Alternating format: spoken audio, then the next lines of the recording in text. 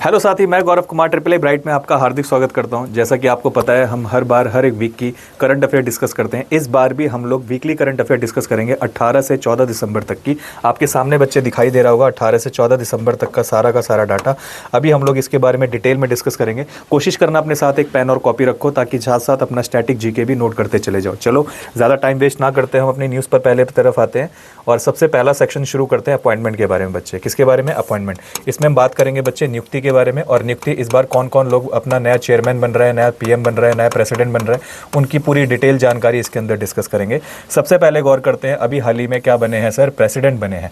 अब प्रेसिडेंट देश के भी होते हैं, लेकिन कुछ ऑर्गेनाइजेशन होती है जिनके भी प्रेसिडेंट बनते हैं। जैसे यहाँ पर एक ऑर्गेनाइजेशन है बच्चे जिसका नाम क्या है? NRAI। इसका पूरा नाम क्या होता है? इसको पूरा नाम बुलाते हैं बच्चे नेशनल राइफल। राइफल तो नाम पता ही होगा आप लोगों को, देखा होगा बंदूक चलाने के लिए इस्तेमाल करते हैं राइफल, उसी से रिलेटेड एक एसोसिएशन है और ये भारत की है, इसीलिए इसको लिखते हैं एसोसिएशन इन इंडिया। इसी को नाम दिया गया बच्चे NRAI, national rifle association of India कहते हैं। ये एक बॉडी है बच्चे जो 1951 में बनाई गई थी भारत के अंदर। 1951 में इसकी स्थापना हो गई और हेडक्वार्टर फेंक दिया गया कहाँ पर बच्चे? याद रखना, नई दिल्ली में। कहाँ फेंक दिया गया इसका हेडक्वार्टर? नई दिल्ली में। और नई दिल्ली के अंदर ही ये देखने को मिलता है NRAI का हेडक्वार्टर। ये करती क्या है? देखो नाम से पता लग रहा है। राइफल क्या होती है? राइफल एक बंदूक होती है जिससे हम निशाने वशाने लगाते हैं। तो इसका मेन काम भी यही होता है, निशानेबाजी वाले जितने भी स्पोर्ट्स होते हैं, यानी कि भारत में जो निशानेबाजी या कह सकते हो शूटिंग वाले स्पोर्ट्स होते हैं, उन सबको इंडिया में ऑर्गेनाइज करवाने का काम ये वाली बॉडी करती है, जिसको क्या कहते हैं? NRAI। लेकिन ऐसी अगर आपसे पूछा जाए, ये तो सर इंडिया में ऑर्गेनाइज करवा रही है ना, इंडिया में शूटिंग गेम को ऑर्गेनाइज करवाने के लिए कौन सी बॉडी काम करती है? NRAI करती है। लेकिन अगर आपसे कोई पूछ लेता है कि सर भारत के अलावा पूरे दुनिया के अंदर जितने भी देश हैं उसमें ये बॉडी, उसमें शूटिंग गेम को ऑर्गेनाइज कौन करवाती है? तो याद रखना बच्चे, उसमें शूटिंग गेम को ऑर्गेनाइज करवाने का काम करती है ISSF। क्या बोलते हैं बच्चे इसको? ISSF, international shooting sports federation बोलते हैं। क्या नाम है इसका? International shooting sports federation. ये बॉडी बनाई थी 17 जुलाई 1907 को। ये बॉडी बच्चे बनी थी 17 जुलाई 1907 को और इसका हेडक्वार्टर उठा के फेंका गया मुनिक में। कहाँ पर है इसका हेडक्वार्टर? मुनिक में है। और मुनिक पड़ता है बच्चे जर्मनी में। कहाँ पड़ता है? जर्मनी के अंदर, यहाँ इसका हेडक्वार्टर है। कहते हैं ये जब बॉडी बनी थी ना, उस समय इसका नाम ISSF नहीं था, इसका नाम था ISU, इंटरनेशनल स्पोर्ट्स यूनियन के नाम से जानते थे, सॉरी इंटरनेशनल शूटिंग यूनियन बोलते थे इसको। लेकिन बाद में 1907 से लेकर 1998 तक इसको ISU के नाम से ही जानते थे। 1998 के बाद इसका नाम चेंज करके ISU से बदलकर क्या रखा गया बच्चे? ISSF रखा गया। और इसी के अंडर में इंडिया के अंदर एक बॉडी है NRAI जो शूटिंग करवाती है। ठीक है जी, ये नेशनल लेवल पर खेलती है और ये इंटरनेशनल लेवल पर खेलती है। किस पे? इंटरनेशनल। हमें इसकी बात करनी है। इसी के अभी हाल ही में क्या बनाए गए बच्चे? प्रेसिडेंट। और उनका नाम क्या है बच्चे? बताएंगे, कलिकेश नारायण सिंह। क्या नाम है इनका? कलिकेश नारायण सिंह। इनको दोबारा से री इलेक्ट किया गया है एज अ प्रेसिडेंट के रूप में, जो कि national rifle association of India के अंडर में काम करेंगे। कितने साल के लिए बच्चे? 4 साल के लिए, 2025 से लेकर 29 तक। ये सारा मामला कहां पर हो रहा था सर? ये सारा मामला मोहाली के पंजाब के अंदर हो रहा था। और इनसे पहले जो थे इसके पूरी तरीके से जो प्रेसिडेंट के रूप में काम करते थे, उनका नाम क्या था? तो नाम यहाँ पे लिखा हुआ है रनिंदर सिंह। क्या नाम है उनका? रनिंदर सिंह नाम था। और इनको पूरी तरीके से जब इनका टेन्योर खत्म हुआ तो अब ये सीट किसको दे दी गई है? कलिकेश नारायण सिंह। क्या यही है चुने गए? नहीं, इनके अलावा भी हैं, जैसे पवन सिंह। इनको क्या बनाया गया सर? नया सेक्रेटरी जनरल बनाया गया इसी बॉडी का। सीनियर वाइस प्रेसिडेंट बनाए गए हैं अमित शांघाई को, जो कि आपका अमित सांघी को, जो कि तेलंगाना से बिलोंग करते हैं। इनको क्या बनाया गया सर? Senior vice president. और वाइस प्रेसिडेंट बच्चे 2 बने हैं, एक का नाम क्या है? कन्वर सुल्तान सिंह, और एक बनी है आपकी सुषमा सिंह। इन दोनों को किसकी पोस्ट दे दी गई है सर? वाइस प्रेसिडेंशियल पोजीशन के लिए इनको चुना गया है। आ रही बात समझ में? पहली न्यूज़ क्लियर होगी सभी को। इससे जो डाटा बनता है आप लोगों का, उसको पूरी तरीके से नोट करते हुए आगे बढ़ते हैं। अगली न्यूज़ पे चलते हैं बच्चे। अभी हाल ही में एक हैंडीक्राफ्ट का अवार्ड पूरी तरीके से घोषित किया गया, जिसका नाम है नेशनल हैंडीक्राफ्ट। नाम समझ में आ रहा है? हैंडीक्राफ्ट, हैंड से ही बनता है, यहाँ से ही नाम आ रहा है हैंड। हैंड का मतलब हाथ से बनाए हुए क्राफ्ट्स के बारे में बात करता है। इसको हम हिंदी में हस्तशिल्प बोलते हैं। क्या बोलते हैं? हस्तशिल्प। आप लोगों ने सुना होगा भारत में ना कई तरीके के अवार्ड दिए जाते हैं, उसी में से एक अवार्ड आता है नेशनल अवार्ड। कौन सा अवार्ड आता है? National award. उसी नेशनल अवार्ड के अंदर ही आता है एक आपका नेशनल हैंडीक्राफ्ट अवार्ड। कौन सा अवार्ड आता है बच्चे? नेशनल हैंडीक्राफ्ट अवार्ड आता है। कहते हैं इस अवार्ड की स्थापना कब हुई थी? तो याद रखना 1965 में इस अवार्ड को देना शुरू किया गया भारत में। स्टैब्लिश कब हुआ था ये अवार्ड? 1965 में देना शुरू किया गया था। अगर आपसे पूछा जाता है कि कौन सी फील्ड में दिया जाता है, तो बच्चे दिमाग में रखना, ये ज़्यादातर हैंडीक्राफ्ट के फील्ड में दिया जाने वाला सबसे सर्वोच्च सम्मान है, जिसका नाम है नेशनल हैंडीक्राफ्ट अवार्ड। अभी हाल ही में प्रेसिडेंट जो हमारे इंडिया की हैं द्रौपदी मुर्मू, उन्होंने इसे शिल्प गुरु अवार्ड के नाम से और साथ ही साथ नेशनल हैंडीक्राफ्ट अवार्ड के नाम से 2023 और 24 के नाम घोषित किए हैं। और उन्होंने ही बताया कि इस बार ये दिए गए 2023 और 24 के नेशनल अवार्ड के अंदर अगर पूछा जाता है, पहली बार इसकी स्थापना 1965 में हुई। नेशनल हैंडीक्राफ्ट अवार्ड जो है सर, ये एक ऑनर होता है जो क्राफ्ट पर्सन्स नहीं होते, क्राफ्ट पर्सन जो हाथ से बनाई हुई कला के ऊपर काम करते हैं, जैसे कढ़ाई बुनाई हो गई, किसी कपड़े पे सिलाई कढ़ाई बुनाई हो गई, या कभी आप लोगों ने पाशमीना शॉल देखा होगा आपका कभी कभी जम्मू कश्मीर के अंदर, ऐसी ऐसी चीज़ों के ऊपर जो अलग अलग तरीके के डिज़ाइन करते हैं वो क्राफ्ट पर्सन्स होते हैं। और ये बड़े तगड़े आर्टिस्ट होते हैं, एक्सीलेंस इनके कह सकते हो, इन चीज़ों में काफ़ी माहिर होते हैं। इनका जो कंट्रीब्यूशन होता है ना ज़्यादातर कल्चरल हेरिटेज के अंदर ऊपर काम करने में, इनको ज़्यादातर हैंडीक्राफ्ट के लिए ये सम्मान प्रोवाइड किया जाता है।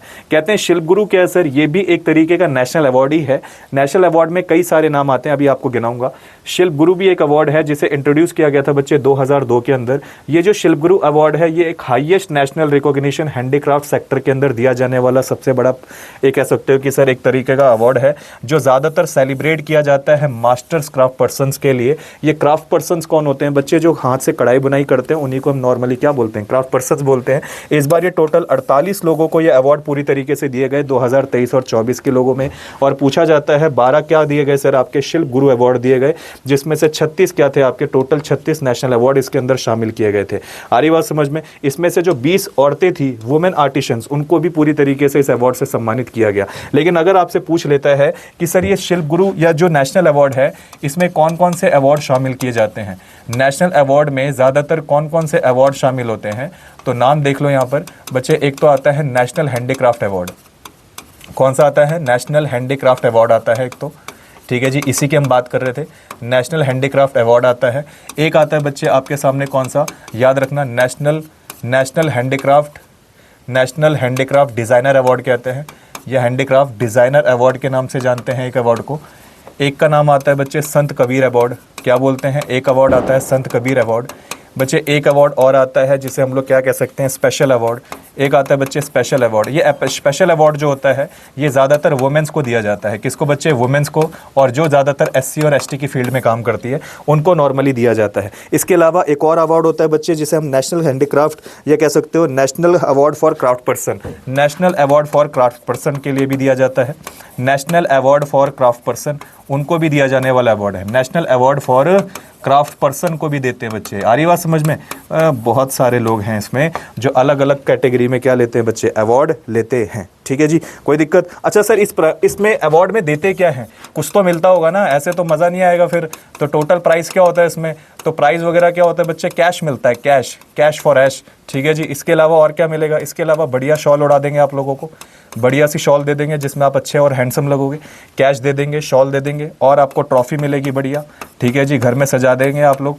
ठीक है जी। इसके अलावा एक सर्टिफिकेट मिलेगा, दिखाना कि बढ़िया हमें क्राफ्ट में क्या मिला है सर, बढ़िया तरीके का अवार्ड मिला है। ठीक है जी, सर्टिफिकेट दे देंगे। बड़े खुश हो जाना इस चीज़ को देखकर कि जी इस फील्ड में हमने तरक्की करी है, हैंडीक्राफ्ट के फील्ड में। ठीक है, बात समझ में आ गई? तो ये सारी चीज़ें आप थोड़ा सा डिटेल में नोट कर लेना। आ जाओ अगली न्यूज़ की तरफ चलते हैं। अगली न्यूज़ क्या कहती है? आ जाओ नेक्स्ट। ठीक है जी, ये पिछली न्यूज़ से जुड़ा है। नेशनल अफेयर्स में सबसे पहला हमारे भाई रशियन प्रेसिडेंट हैं व्लादिमीर पुतिन, बहुत जाने माने प्रेसिडेंट हैं, बड़े खुश मिजाज के हैं, और ये भारत के अंदर आए थे 2 दिन की ऑफिशियल विजिट के लिए। आखिर क्यों आए? अभी देखा हल्ला मचा हुआ था न्यूज़ के अंदर कि भाई व्लादिमीर पुतिन आ रहे हैं, बढ़िया इनको खाने पे बुलाया जाएगा। हमारे नरेंद्र मोदी जी स्पेशल इन्विटेशन देने गए, तो मतलब काफ़ी इनकी तारीफ हुई। इनके बारे में थोड़ा सा जानते हैं क्या है इस न्यूज़ के अंदर, क्यों आए थे उसके बारे में जानते हैं। कहते हैं जो प्रेसिडेंट ऑफ रशिया है ना, जिनका नाम व्लादिमीर पुतिन है, ये 2 दिन की ऑफिशियल विजिट के लिए आए दिसंबर 2025 में। और कहते हैं इनको इनविटेशन दिया था हमारे प्राइम मिनिस्टर नरेंद्र मोदी जी ने। 23rd एक एनुअल समिट हुई थी रशिया की और आपके भारत की। कहते हैं हमारा इंडिया और रशिया का बहुत पुरानी यारी दोस्ती है, और रशिया पे बेधड़क आंखें बंद करके हमारा भारत भरोसा करता है, क्योंकि ये टेक्नोलॉजिकल और कह सकते हो डिफेंस की फील्ड में सबसे अच्छा सेक्टर हमारा देश जो है रशिया है। ज़्यादातर बहुत तगड़े तगड़े वेपन्स यही बना कर देता है हम लोगों को, इसीलिए रशिया को हम कभी नहीं छोड़ सकते। We love you Russia. अच्छा, इसके बाद एक और चीज़ है, कहते हैं हमारा जो नरेंद्र मोदी जी हैं, इन्होंने क्या किया है, इनको प्राइवेट डिनर पर पूरी तरीके से होस्ट किया। रशिया के प्रेसिडेंट जो व्लादिमीर पुतिन है, और बुलाया कहाँ पर देख रहे हो, हैदराबाद हाउस। लोगों को लग रहा होगा हैदराबाद में, नहीं, ये नई दिल्ली में बच्चे, नई दिल्ली में बुलाया और इनको एक स्पेशल गिफ्ट भी दिया। ऐसा अच्छा नहीं लगता ना, बड़ा बंदा बाहर से आया है, इन्होंने डिफेंस सेक्टर में इतना अच्छा हमारे लिए काम किया, तो हमने इनको गिफ्ट दिया। गिफ्ट क्या दिया? हमारे हिंदू धर्म में ना एक बहुत फेमस किताब है, होली बुक, जिसे हम भगवद गीता कहते हैं। अब ये हिंदी में तो नहीं पढ़ सकते ना संस्कृत में पढ़ सकते, तो इनको रशियन लैंग्वेज में एडिशन करके इनको पूरी तरीके से भेंट करी, और इसको एक तरीके से मान के चलो जेस्चर और गुडविल के लिए बहुत ज़्यादा सम्मान दिया इनको।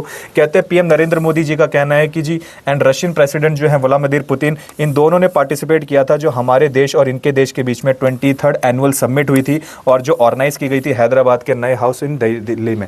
कहाँ पर? हैदराबाद हाउस इन नई दिल्ली के अंदर। अभी मीटिंग हुई किस लिए, उसके बारे में जानते हैं। कहते हैं इस मीटिंग का मेन मोटिव था कि सर ये दोनों के दोनों लीडर्स जो हैं, ये प्रोग्राम 2030 के लिए ज़्यादातर एक साथ जुड़े हैं, और कहते हैं इनका मेन मोटिव था स्ट्रेटेजिक इकोनॉमिक कोऑपरेशन को बढ़ाना, और ज़्यादा से ज़्यादा क्या करना, जो हमारे देश और इनके देश में ट्रेड बैरियर्स आ रहे हैं। ट्रेड बैरियर्स का मतलब जो समस्याएं पैदा हो रही है हमारे और रशिया के अंदर, जो इतना भी सामान हम भारत के अंदर भेजा जाता है रशिया से, और बीच में कोई ना कोई ट्रेड बैरियर्स आ रहे हैं, कस्टम ड्यूटी ज़्यादा हो रही है, या किसी पर्टिकुलर टैक्सेस ज़्यादा बढ़ रहे हैं, उन चीज़ों को ख़त्म करना, इंप्रूव करना, लॉजिस्टिक सामान को ज़्यादा, हमारा ट्रेड बहुत अच्छा बढ़ता रहे, और पेमेंट सिस्टम बहुत ज़्यादा मजबूत रहे, कनेक्टिविटी बहुत अच्छी बनी रहे, और कनेक्टिविटी ऐसी बढ़ जाए कि 2030 तक हम लोग इतना बढ़िया बिजनेस कर लें कि करीबन $100 बिलियन क्रॉस हो जाए। ये हमारा और रशिया का बहुत बड़ा मेन मोटिव है बच्चे। ठीक है जी। तो यहाँ पर बार बार हमने कौन से ज़्यादातर देश के बारे में बात करी बच्चे? रशिया के बारे में। आपको पता है रशिया का पुराना नाम क्या था? रशिया को हम लोग एक रशियन फेडरेशन के नाम से भी जानते थे। किस नाम से जानते थे बच्चे? रशियन फेडरेशन के नाम से भी इसको जानते थे, रशियन फेडरेशन के नाम से भी जानते थे। रशिया की कैपिटल बोलेंगे बच्चे मॉस्को। क्या बोलोगे? मॉस्को इसकी कैपिटल होती है। कभी आपसे पूछा जाए इसकी कैपिटल क्या होती है, बोलेंगे मॉस्को। और यहाँ पर कौन सी करेंसी इस्तेमाल करते हैं? बढ़िया पैसा वैसा चलता है कि नहीं? बढ़िया चलता है, रूबल कहते हैं, रूबल। यहाँ पर ज़्यादा कौन सी करेंसी चलती है बच्चे? याद रखना, रूबल चलती है। और यहाँ की जो पार्लियामेंट है ना, बड़ी फैंटास्टिक है। फैंटास्टिक बोले तो आपकी पार्लियामेंट अगर हम बात करते हैं, यहाँ की पार्लियामेंट दो हिस्सों में दिखाई देगी आपको। एक तो यहाँ पर भी लोअर हाउस होता है। हमारी लोअर हाउस को क्या बोलते हैं? लोकसभा कहते हैं ना। इनकी लोअर हाउस को पता है क्या बोलते हैं? इनकी लोअर हाउस को कहते हैं, दिस इज कॉल्ड, क्या बोलेंगे इसको? इसे कहते हैं स्टेट ड्यूमा। इसे स्टेट ड्यूमा कहते हैं बच्चे, स्टेट ड्यूमा। यहाँ की लोअर हाउस का नाम है स्टेट ड्यूमा। यहाँ पर भी एक अपर हाउस है, यहाँ पर भी क्या है? एक अपर हाउस है। उसको ये लोग कहते हैं फेडरेशन ऑफ काउंसिल। क्या बोलते हैं बच्चे? फेडरेशन ऑफ काउंसिल के नाम से जानते हैं। फेडरेशन ऑफ काउंसिल के नाम से इसको बच्चे जाना जाता है। ठीक है जी, ठीक है जी। फेडरेशन ऑफ काउंसिल के नाम से इसको जानते हैं। यहाँ पर बहुत सारे मेजर नेचुरल रिसोर्सेज भी मिलते हैं। मेजर नेचुरल रिसोर्सेज भी मिलते हैं। क्या मिलता है सर यहाँ पर? यहाँ पर बढ़िया ऑयल वगैरह मिलता है, ऑयल, तेल वगैरह भी यहाँ पर बहुत मिल जाएगा। नेचुरल गैस मिल जाएगी आपको। क्या मिल जाएगी यहाँ पर? नेचुरल गैस मिल जाएगी यहाँ पर, नेचुरल गैस। और क्या मिलेगा सर? कोयला खदान वगैरह सारी चीज़ें आपको देखने को मिलेंगी। अच्छा, कौन कौन से देशों का मेंबर है ये? कौन कौन सी ऑर्गेनाइजेशन का मेंबर है सर रशिया? मेंबर कई सारे देश ऑर्गेनाइजेशन का है, जैसे ब्रिक्स का है। ठीक है जी। इसके अलावा आपका SCO, शंघाई कॉरपोरेशन का है। इसके अलावा आपका कौन सा है? G20 अभी हुई थी ना, बढ़िया, वासुदेव कुटुंबकम, इसका भी मेंबर रह चुका है। अच्छा, इंडिया और इसके बीच में क्या रिलेशन है सर? इंडिया और हमारे देश यानी कि इसके रशिया के बीच में बहुत अच्छे रिलेशन हैं। इसे ज़्यादातर ये हमारे देश के साथ डिफेंस के सेक्टर में ज़्यादा हेल्प करता है। कौन से सेक्टर में बच्चे? डिफेंस सेक्टर में ज़्यादा हेल्प करता है। और ज़्यादातर कौन से मामले में? ज़्यादातर आपके जितने भी वेपन है, हथियार है, उन सभी चीज़ों को डिज़ाइन हमारा रशिया देश करता है। I love you Russia. चलो आगे बढ़े। कहते हैं रशिया के साथ हमारी एक मिलिट्री एक्सरसाइज भी है। हमारी क्या है बच्चे? हमारी एक मिलिट्री एक्सरसाइज भी है। अगर आपसे कोई पूछता है कि कौन सी मिलिट्री एक्सरसाइज करता है ये, तो याद रखना हमारे और इसके बीच में है इंद्र एक्सरसाइज। कौन सी है? इंद्र। इंद्र जो मिलिट्री एक्सरसाइज है वो इंडिया के साथ और किसके साथ है बच्चे? रशिया के साथ। इंद्र का IND किसका आ रहा है सर? हमारा इंडिया का। RA याद रखना रशिया का। ठीक है जी, इंद्र बन गया। ठीक है, इंद्र को याद रखने का तरीका याद रखो, IND इंडिया का, RA बन गया रशिया का। ये दोनों की दोनों मिलिट्री एक्सरसाइज कौन सी है बच्चे? इंद्र एक्सरसाइज है। याद रखोगे। आगे बढ़े। कोई दिक्कत, किसी तरीके की कोई प्रॉब्लम? अच्छा, डिफेंस प्रोजेक्ट में कौन कौन से प्रोजेक्ट इसने बनाए हमारे देश के लिए भाई? इसने कई सारी चीज़ें बनाई। आप लोगों ने एक मिसाइल का नाम सुना होगा, ब्रह्मोस। ब्रह्मोस मिसाइल कहाँ से ली है सर हमने? ये भी रशिया से उठाई। इसके अलावा आपने एक और मिसाइल सुनी होगी, S-400, पहलगाम अटैक सुने, उसमें बहुत काम आई थी ये पहलगाम अटैक के अंदर S-400 ने बहुत मदद की। इससे और भरोसा हो गया हमें रशिया के ऊपर। रशिया कोई भी हमें गलत माल नहीं चिपकाता, बढ़िया बढ़िया क्वालिटी के प्रोडक्ट देता है। इसी के हिसाब से INS विक्रमादित्य, ये भी हमने कहाँ से लिया सर? विक्रमादित्य, ये भी बढ़िया टाइप का एक INS इंडियन नेवल शिप है, ये भी कहाँ से उठाई? रशिया से ली। इसके अलावा अगर आप देखोगे AK-203 एक क्या है सर आपकी? AK-203 एक तरीके की राइफल है, ये भी हमने कहाँ से लिया? रशिया ने बनाई हमारे लिए। सारा काम बढ़िया करता है रशिया, तो क्यों ना प्राउड करे रशिया के ऊपर, ठीक है जी। AK-47 सुनी होगी ना। अच्छा, आप लोग मुझे कमेंट सेक्शन में बताना what is a full form of AK, ठीक है? ज़रा चेक करूँगा कितने बच्चे AK का फुल फॉर्म बताते हैं। आ जाओ, यहाँ तक मामला क्लियर है सभी को? इसमें किसी का कोई डाउट तो नहीं है? चलो अगली न्यूज़ पे चले। आओ भाई, अगली न्यूज़ क्या कहती है? अगली न्यूज़ है NEGD। NEGD क्या होता है sir? National electronic governance division कहते हैं। क्या बोलते हैं बच्चे? National electronics governance division, national electronics governance division कहते हैं। बात समझ में आ रही है? अच्छा, क्या करना है सर इसका? ये एक ऑर्गेनाइजेशन है बच्चे, याद रखना। क्या है ये? एक ऑर्गेनाइजेशन है। NEGD क्या है बच्चे? एक ऑर्गेनाइजेशन है। इसके बारे में जान लो। इसका काम क्या होता है? ये एक डिजिटल इंडिया को प्रमोट करने वाली ऑर्गेनाइजेशन है। ये E-गवर्नेंस का प्रोजेक्ट है, जिसका मेन काम होता है ज़्यादा से ज़्यादा डिजिटल डॉक्यूमेंट को इम्प्लीमेंट करना। इसी का मेन काम होता है बच्चे नेशनल एक इलेक्ट्रॉनिक्स गवर्नेंस डिवीज़न का। कहते हैं ये मिनिस्ट्री कौन सी मिनिस्ट्री के अंडर काम करती है? तो बच्चे बोलेंगे ministry of electronics information technology के तहत इसे 2009 में बनाया गया था। कब बनी थी ये? 2009 के अंदर ये बॉडी बनी थी। अगर आपसे पूछता है ये इस्टेब्लिश कब हुई, तो बच्चे बताना 2009 में। और कौन सी मिनिस्ट्री कंट्रोल करती है? तो बोलेंगे बच्चे ministry of electronics information technology. कौन है ये? कौन है सर? अश्वनी वैष्णव हैं। ठीक है जी। ये बॉडी क्यों बनाई गई सर? इसका मेन ही काम होता है कि भारत के सारे हमारे भारत की सरकार के लिए जितने भी डिजिटल प्रोजेक्ट्स हैं उसको हैंडल करती है। डिजिटल प्रोजेक्ट्स को हैंडल करने का पूरा काम किसको सौंपा गया है? NEGD को सौंपा गया है। आ रही बात समझ में? अभी हाल ही में इसी ऑर्गेनाइजेशन ने MEA के साथ, MEA क्या होती है? मिनिस्ट्री ऑफ एक्सटर्नल अफेयर, जो कि अभी करंट में कौन है सर? हमारे आपके पता है ना, जयशंकर साहब। तो इन दोनों ने मिलकर क्या किया है? अभी एक नई चीज लॉन्च किया है जिसका नाम है PVR। What is PVR? ये मैं समझना, वो जो सिनेमा हॉल में PVR होता है वो, इसका पूरा नाम होता है पासपोर्ट वेरिफिकेशन रिकॉर्ड। क्या बोलते हैं बच्चे? Passport verification record. इसको अभी नया एक फीचर लॉन्च किया गया है। किसके अंदर सर? डिजी लॉकर के अंदर। डिजी लॉकर आप सभी के मोबाइल में एक एप्लीकेशन होती है बच्चे। इस डिजी लॉकर एप्लीकेशन को हमारी भारत सरकार ने ऐप स्टोर पर डाल दिया था, 2015 में स्टैब्लिश हो गई थी। और बोला गया था कि भाई इससे क्या दिक्कत आएगी? इससे दिक्कत नहीं आएगी, इससे काम मिलेगा। काम क्या हो जाएगा सर? जितने लोगों के ओरिजिनल डॉक्यूमेंट फट जाते हैं ना किसी कारण की वजह से, जैसे आपका 10th का मार्कशीट, 12th की मार्कशीट, आपका DMC मान के चलो आपका, इसके अलावा आपका ग्रेजुएशन का कोई सर्टिफिकेट है, अगर कभी कभार फट जाता है, कहीं पर रह जाता है, खो जाता है, तो अगर आपके पास डिजी लॉकर है तो घबराने की जरूरत नहीं है। अगर ये फट भी जाए तब भी डिजी लॉकर में आपका ये डॉक्यूमेंट सेफ रहेगा। इसका मतलब है, इसे हम कह सकते हैं कि सर ये डॉक्यूमेंट का अलमीरा है। डॉक्यूमेंट्स का क्या है? ये अलमीरा है जो हमारे सारे ओरिजिनल डॉक्यूमेंट को सेफ्टी देता है। ये एप्लीकेशन एक्चुअल में डिजी लॉकर बनाया गया था बच्चे, ये 2015 में इसको स्टैब्लिश किया गया था। और इसे हम बैकबोन ऑफ डिजिटल इंडिया कहते हैं। इसका मेन काम क्या होता है बच्चे? डिजिटल सर्विस को फास्ट करना और बूस्ट करना, और डिजिटल इंडिया इनिशिएटिव के सपोर्ट को हेल्प करता है। नाम से ही पता लग रहा है किसको बढ़ाने की बात करता है सर? डिजिटल इंडिया इनिशिएटिव के ऊपर काम करता है। याद रखना, डिजिटल इंडिया इनिशिएटिव के ऊपर काम करता है। इसका मेन फोकस है डिजिटल सर्विस सेक्टर को बहुत तेजी से बूस्ट करना। और ये भी बॉडी बच्चे कब बनाई गई थी? ये अभी आपको इसको भी बनाने का काम आपका NEGD ने किया था। नेशनल आपका इलेक्ट्रॉनिक गवर्नेंस एंड डिवीज़न ने काम दिया था इसको, ठीक है जी। और इसीलिए बनाई गई ताकि हमारे सारे डिजिटल डॉक्यूमेंट्स को सेफ्टी दी जा सके। अभी रिसेंटली इसी डिजी लॉकर के अंदर एक नया फीचर ऐड कर रहे हैं, PVR, जिसको हम पासपोर्ट वेरिफिकेशन रिकॉर्ड कहते हैं। नेशनल इलेक्ट्रॉनिक्स गवर्नेंस डिवीज़न ने क्या किया? Under the ministry of electronic information technology के अंडर जो काम करती है, इन दोनों ने आपस में कोलैबोरेशन किया। किसके साथ सर? कोलैबोरेशन किसके साथ कर रही है? मिनिस्ट्री ऑफ एक्सटर्नल अफेयर्स के साथ। और दोनों ने मिलकर लॉन्च कर दिया पासपोर्ट वेरिफिकेशन रिकॉर्ड को। किसके अंदर सर? डिजी लॉकर के प्लेटफॉर्म में।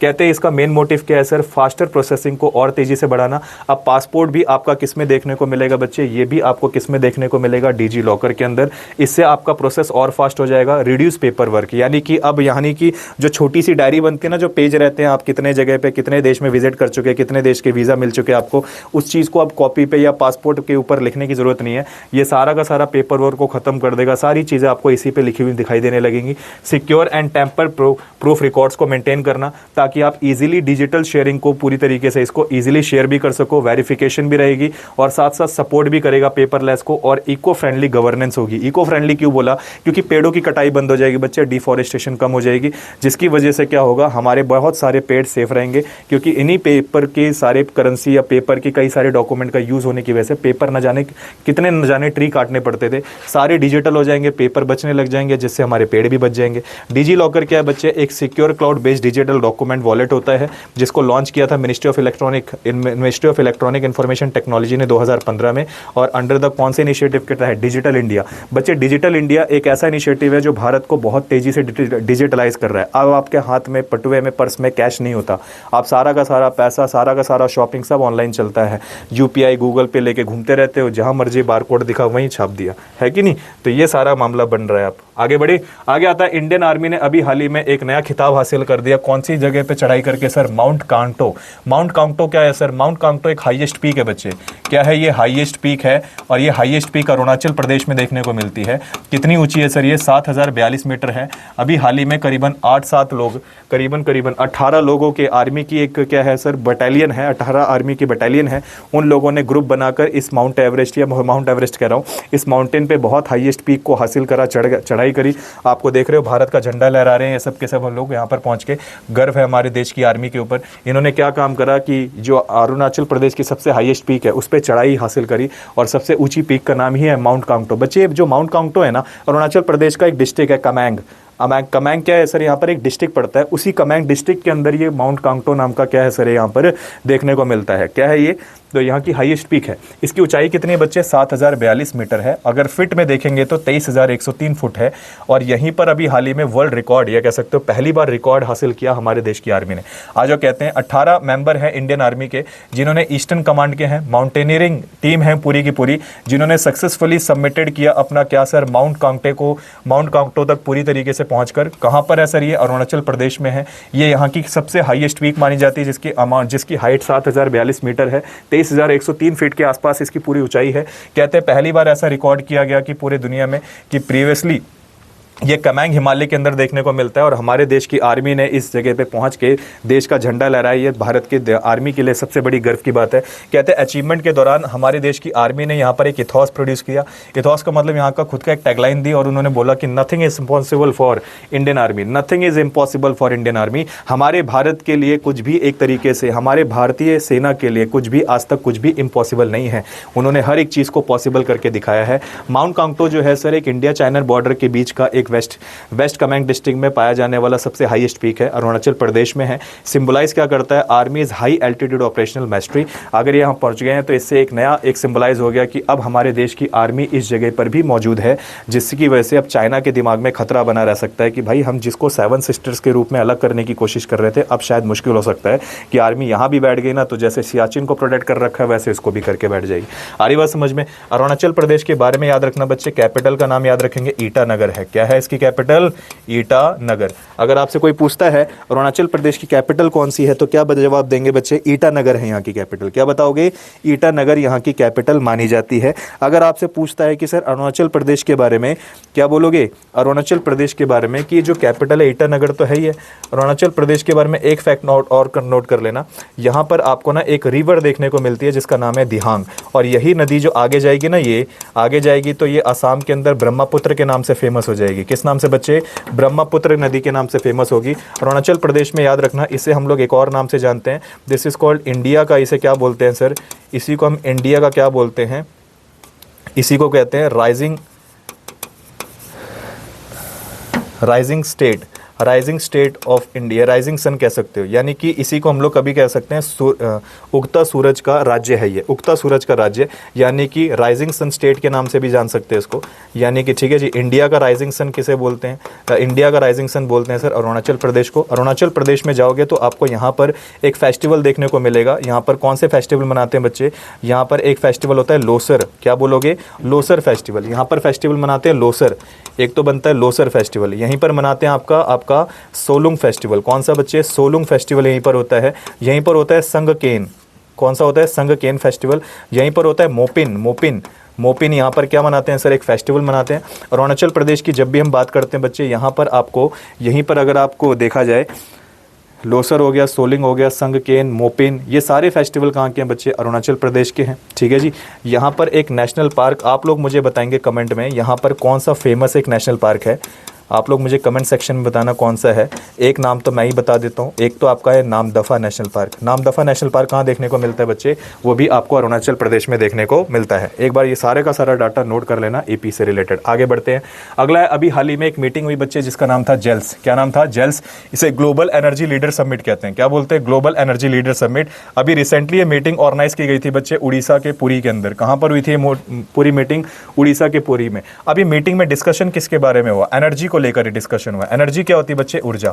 ऊर्जा क्या होती है, जिसके जरिए हम लोग पूरे के पूरे भारत में, पूरी दुनिया में इलेक्ट्रिसिटी वगैरह जनरेट करते हैं ना, वो इलेक्ट्रिसिटी कहाँ से आती है सर, इसी एनर्जी से आती है। अब इस एनर्जी को निकाला कैसे जाता है, इस एनर्जी को निकालते हैं कई सारे थर्मल पावर प्लांट से, जैसे एक एनटीपीसी सुना होगा, नेशनल थर्मल पावर कॉर्पोरेशन। इसके अलावा कई सारे, आप लोगों ने कई सारे हाइड्रो इलेक्ट्रिक प्रोजेक्ट सुने होंगे, है कि नहीं, हाइड्रो इलेक्ट्रिक प्रोजेक्ट सुने होंगे। इसके अलावा बच्चे आपने कई सारी ऐसी चीज़ें सुनी होंगी जहाँ से एनर्जी जनरेट की जाती है। तो कहते हैं इस बार ये मीटिंग ऑर्गेनाइज की गई थी पुरी के अंदर, उड़ीसा के अंदर। किस चीज़ को लेकर डिस्कस किया गया था, एनर्जी को लेकर। बड़ी भारी मीटिंग चली एनर्जी को लेकर। किस चीज़ के ऊपर सर, पूरी भारी मीटिंग चली एनर्जी को लेकर कि एनर्जी में क्या काम करना होगा, एनर्जी किस तरीके से बढ़ाया जाएगा, एनर्जी पे किस चीज़ में ज़्यादा फोकस करेंगे, इस चीज़ को लेकर ज़्यादा मात्रा में क्या चली, यहाँ पर मीटिंग चली। अब ये मीटिंग जो थी ना, इस मीटिंग का मेन मोटिव क्या था, आज वो समझते हैं। कहते हैं कि जो मीटिंग थी ना, इस मीटिंग का मेन मोटिव था बच्चे कि ज़्यादा से ज़्यादा एनर्जी को एक्सेस करना, एफिशिएंसी बढ़ाना, सस्टेनेबिलिटी को बढ़ाना, ज़्यादा से ज़्यादा सर्विस सेक्टर को और तेज़ी से क्या करना, मजबूत करना। कहते हैं इस समिट को ऑर्गेनाइज किसने किया था, उड़ीसा की गवर्नमेंट जो है नहीं, हमारी उड़ीसा सरकार, उसने तो किया ही किया। और एक कंपनी भी थी बच्चे जिसका नाम था आपका टोनी ब्लेयर। टोनी ब्लेयर एक कंपनी है जिन्होंने इन दोनों कंपनियों ने मिलकर इस इवेंट को ऑर्गेनाइज किया। और इनमें ज़्यादातर बात रखी गई एनर्जी को बढ़ाने की, और कोशिश भी की जा रही है कि एनर्जी को इस मामले में बढ़ाया जाए जिसकी वजह से हमारे आने वाली चीज़ों में कोई दिक्कत ना हो। ज़्यादा से ज़्यादा सफिशेंसी इंक्रीज़ करना, सस्टेनेबिलिटी बढ़ाना, इनोवेशन बहुत लेवल पर पूरी तरीके से प्रोड्यूस करना, इस मामले को लेकर आपका जेल्स मीटिंग ऑर्गेनाइज की गई थी पुरी के अंदर। आपको पता है बच्चे, हमारे देश में अगर हर गाँव तक इलेक्ट्रिसिटी पहुँचने लग जाएगी तो हमारा देश एक डेवलपमेंट के रास्ते पर चलने लग जाएगा। अब वो इलेक्ट्रिसिटी तभी पहुंचेगी जब हमारे देश में इस चीज़ को बढ़ाया जाएगा, एनर्जी को बढ़ाया जाएगा। अब इस एनर्जी को किस तरीके से बढ़ाया जाए, उस चीज़ के लिए मीटिंग की गई थी पुरी के अंदर। ठीक है जी। और साथ ही साथ एक और बात बता दूं, एनर्जी जो है ना, एनर्जी जो है जिसे हम लोग ज़्यादातर कई सारे फॉर्म में प्रोड्यूस होती है, इस एनर्जी को लेकर ना एक बात और बोली गई कि भाई एनर्जी बढ़ानी ज़रूर है, लेकिन इस चीज़ का भी ध्यान रखना कि कहीं कार्बन ना बढ़ा लो इसके चक्कर में, क्योंकि कार्बन को तो हमें एमिट करना है। और ये हमारा गोल है कि 2070 तक हम लोग इस चीज़ को पूरी तरीके से कार्बन एमिशन को ज़ीरो कर देंगे। तो एनर्जी बढ़ाओ लेकिन कार्बन नहीं बढ़ना चाहिए। ऐसी फैक्ट्री मत लगाना जहाँ पे कोल, गैस और इन चीज़ों का इस्तेमाल ज़्यादा बढ़ जाए। अगर ये चीज़ बढ़ेंगी तो धुआं प्रदूषण ज़्यादा होगा, जिससे कार्बन एमिशन की गैसेस बहुत बढ़ेंगी और दुनिया में बहुत ज़्यादा मात्रा में क्या बढ़ जाएगा, दिक्कत हो जाएगी। इस चीज़ को कम रखना है। और इस बार का 2025 का एडिशन क्या रहा बच्चे, इस बार था इनॉग्रेशन एडिशन ऑफ जेल्स। कहते हैं कि अगर आपसे पूछा जाता है जेल्स 2025 जो था इस बार किसके अंडर में, इसकी थीम क्या थी, इसकी थीम थी powering India sufficiency balance and innovation. इस बार की जेल्स मीटिंग की बच्चे थीम क्या रही, तो याद रखना powering India sufficiency balance and innovation के नाम से इसकी थीम रखी गई थी। अच्छा, अब दिक्कत ये आती है कि सर इसकी शुरुआत उड़ीसा से ही शुरू की गई। तो आपको बता दूं 1990 में पहली बार जो ऊर्जा थी ना, एनर्जी, पहली बार इलेक्ट्रिसिटी के फील्ड में सबसे पहली बार इंडिया में जो एनर्जी प्रोड्यूस की गई थी, वो प्रोड्यूस करने वाला पहला स्टेट उड़ीसा ही था। उड़ीसा ही एक पहला स्टेट था जिसने सबसे पहले क्या काम करा था सर, सबसे पहले इसने बिजली क्षेत्र में सुधार करने वाला पहला राज्य बना था। बिजली क्षेत्र में सुधार करने वाला पहला स्टेट यही बना था। इसीलिए भारत सरकार ने फैसला लिया कि मीटिंग भी हम लोग पहली बार कहाँ करवाएंगे, इस बार उड़ीसा से करवाएंगे। आ जाओ आगे बढ़ते हैं अगली न्यूज़ पर। उड़ीसा के बारे में थोड़ा सा फैक्ट नोट कर लो बच्चे, उड़ीसा के बारे में नोट कर लो। उड़ीसा के बारे में जब भी बात छेड़ते हैं तो उड़ीसा की कैपिटल बच्चे भुवनेश्वर आती है। कहाँ आती है, भुवनेश्वर। अगर आपसे बता दूं कैपिटल क्या बताओगे, भुवनेश्वर बता देना। उड़ीसा की जब भी हम बात करते हैं तो उड़ीसा एक कोस्टल एरिया है, कोस्टल के एरिया के पास पड़ता है, यानी कि इसके बिल्कुल बगल में आपको बे ऑफ बंगाल देखने को मिलेगा, बे ऑफ बंगाल देखने को मिलेगा बच्चे। अगर हम उड़ीसा की बात करते हैं, उड़ीसा के अंदर कुछ नेशनल पार्क भी गिने चुने मिलेंगे आपको, जैसे एक आपका सिमलीपाल नेशनल पार्क यहीं पर है, सिमलीपाल नेशनल पार्क है यहाँ पर। इसके अलावा आपका भीतरकनिका नेशनल पार्क यहीं पर है, भीतरकनिका। अगर आप कभी देखने को कोशिश करेंगे तो आपको ये नेशनल पार्क देखने को मिलेगा। मिलेगा। कौन कौन सा है बच्चे? एक तो भीतरकनिका है, एक सिमलीपाल नेशनल पार्क है, इसके अलावा और भी कुछ नेशनल पार्क आपको यहाँ पर देखने को मिलेंगे। कौन कौन से सर? भीतरकनिका बताया ना आपको मैंने, है ना। एक तो आपका भीतरकनिका हो गया, और कौन सा हो गया सर? एक आपका भीतरकनिका है, एक आपका सिमलीपाल नेशनल पार्क है। ऐसे कई सारे नेशनल पार्क आपको इस जगह पे देखने को मिलते हैं। अच्छा, इसके अलावा और क्या है सर? यहाँ पर एक रिवर है, सॉरी लीवर नहीं, लेक कहेंगे। एक यहाँ पर लेक देखने को मिलती है जिसका नाम बच्चे चिल्का लेक है। चिल्का लेक क्यों बता रहे हो सर? क्योंकि आपको बता दूं, अब हमारे देश में ना एक कन्वेंशन हुई थी, हमारे देश में नहीं सॉरी, ईरान के अंदर एक कन्वेंशन हुई थी रामसर साइट। रामसर साइट के अंदर ना हमारे देश से पहली साइट जो बनी थी वो चिल्का लेक ही थी। और ये चिल्का लेक को पहली बार ही शामिल किया गया था किसके अंदर सर? आपकी रामसर साइट में। इसीलिए ज़्यादा इंपॉर्टेंट है उड़ीसा से। उड़ीसा में कुछ मंदिर हैं बहुत गिने चुने, जैसे कोणार्क सूर्य मंदिर आपको यहाँ देखने को मिलता है, आज ये 10 रुपये के नोट पे भी देखने को मिलेगा। इसके अलावा एक और है लिंगराज मंदिर बच्चे, ये भी बहुत फेमस मंदिर है। और पूरे दुनिया की सबसे बड़ी रथ यात्रा एक टेम्पल से निकलती है जिसका नाम है जगन्नाथपुरी। क्या नाम है बच्चे? जगन्नाथपुरी आपको देखने को मिलता है। वो भी कहाँ पर है? उड़ीसा में देखने को मिलता है। उड़ीसा ज़्यादातर राइस प्रोडक्शन में बहुत आगे है, इसीलिए राइस के लिए बच्चे, राइस के लिए हमारे उड़ीसा में राइस का रिसर्च इंस्टीट्यूट भी बनाया गया है। राइस के लिए क्या है सर? रिसर्च इंस्टीट्यूट है, उसका नाम याद रखना बच्चे, कटक। क्या नाम है उसका? कटक। कटक के अंदर भारत का क्या है सर? चावल अनुसंधान केंद्र भी बना हुआ है। चावल वावल की सारी रिसर्च वगैरह कहाँ पे करते हैं? आपका कटक में करते हैं। आओ अगली न्यूज़।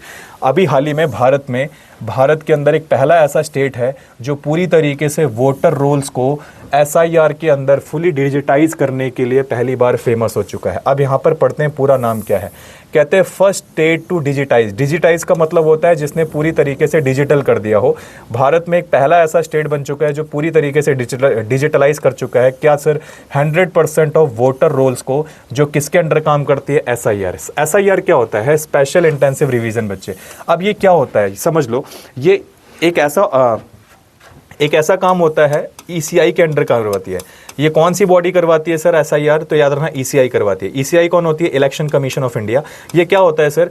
SIR का मतलब होता है बच्चे वोटर लिस्ट को अपडेट करने के लिए एक प्रोग्राम है या एक काम होता है जिसे हम स्पेशल इंटेंसिव रिवीजन कहते हैं। इसमें वोटिंग लिस्ट को क्या करते हैं बच्चे? अपडेट करते हैं। ये ECI कभी कभी हर साल के अंदर कभी कभी ये क्या करवाती है? अपडेट करवाती है। 5 साल में कभी 1-2 बार अपडेट होता है। इससे ये पता लग जाता है कि कितने लोग जो हैं वोट देने वाले लोग वो मर चुके हैं, कितने लोग ब्लैकलिस्ट हो चुके हैं जो वोट नहीं दे सकते बच्चे, कितने लोग फेक हैं बच्चे, जो फेक लोग होंगे वो भी हट जाएंगे। इन सभी लोगों को छांटना जरूरी है। तो इनको छांटने के लिए कौन काम करता है? SIR करती है। ठीक है जी। SIR पहली बार कौन से स्टेट से शुरू होता है बच्चे? याद रखना बिहार से शुरू हुआ था। बिहार पहला स्टेट है जिसने अपने देश के अंदर अपना SIR करवाया था। वोटर लिस्ट की संख्याओं को छांटा था, वोटरों की संख्याओं को छांटा था। अगर नहीं देखोगे ना तो इसमें कई सारे डॉक्यूमेंट डुप्लीकेट हो जाते हैं, वोटर बार बार गिन लिए जाते हैं। इसलिए वोटर्स की डुप्लीकेशन ना हो इसके लिए बार बार इसे अपडेट करना पड़ता है। और अपडेट करने के प्रोसेस को SIR कहते हैं, जिसे कहते हैं स्पेशल इंटेंसिव फॉर रिवीजन। करता कौन है सर ये सारा काम? ये करता है BLO। कौन करता है सारा काम? BLO, जिसे हम बूथ लेवल ऑफिसर कहते हैं बच्चे। क्या बोलते हैं? Booth level officer. ये बंदा होता है खतरनाक, यही करता है सारे काम। ये ठीक है जी, मतलब बिल्कुल ये मौत के साथ खेलते हैं, ये खतरनाक लोग हैं। तो बूथ लेवल ऑफिसर है जो जनरली ज़्यादातर इस चीज़ के काम को संभालता है। इलेक्शन कमीशन ऑफ इंडिया के अंदर ही आती है बच्चे SIR बॉडी।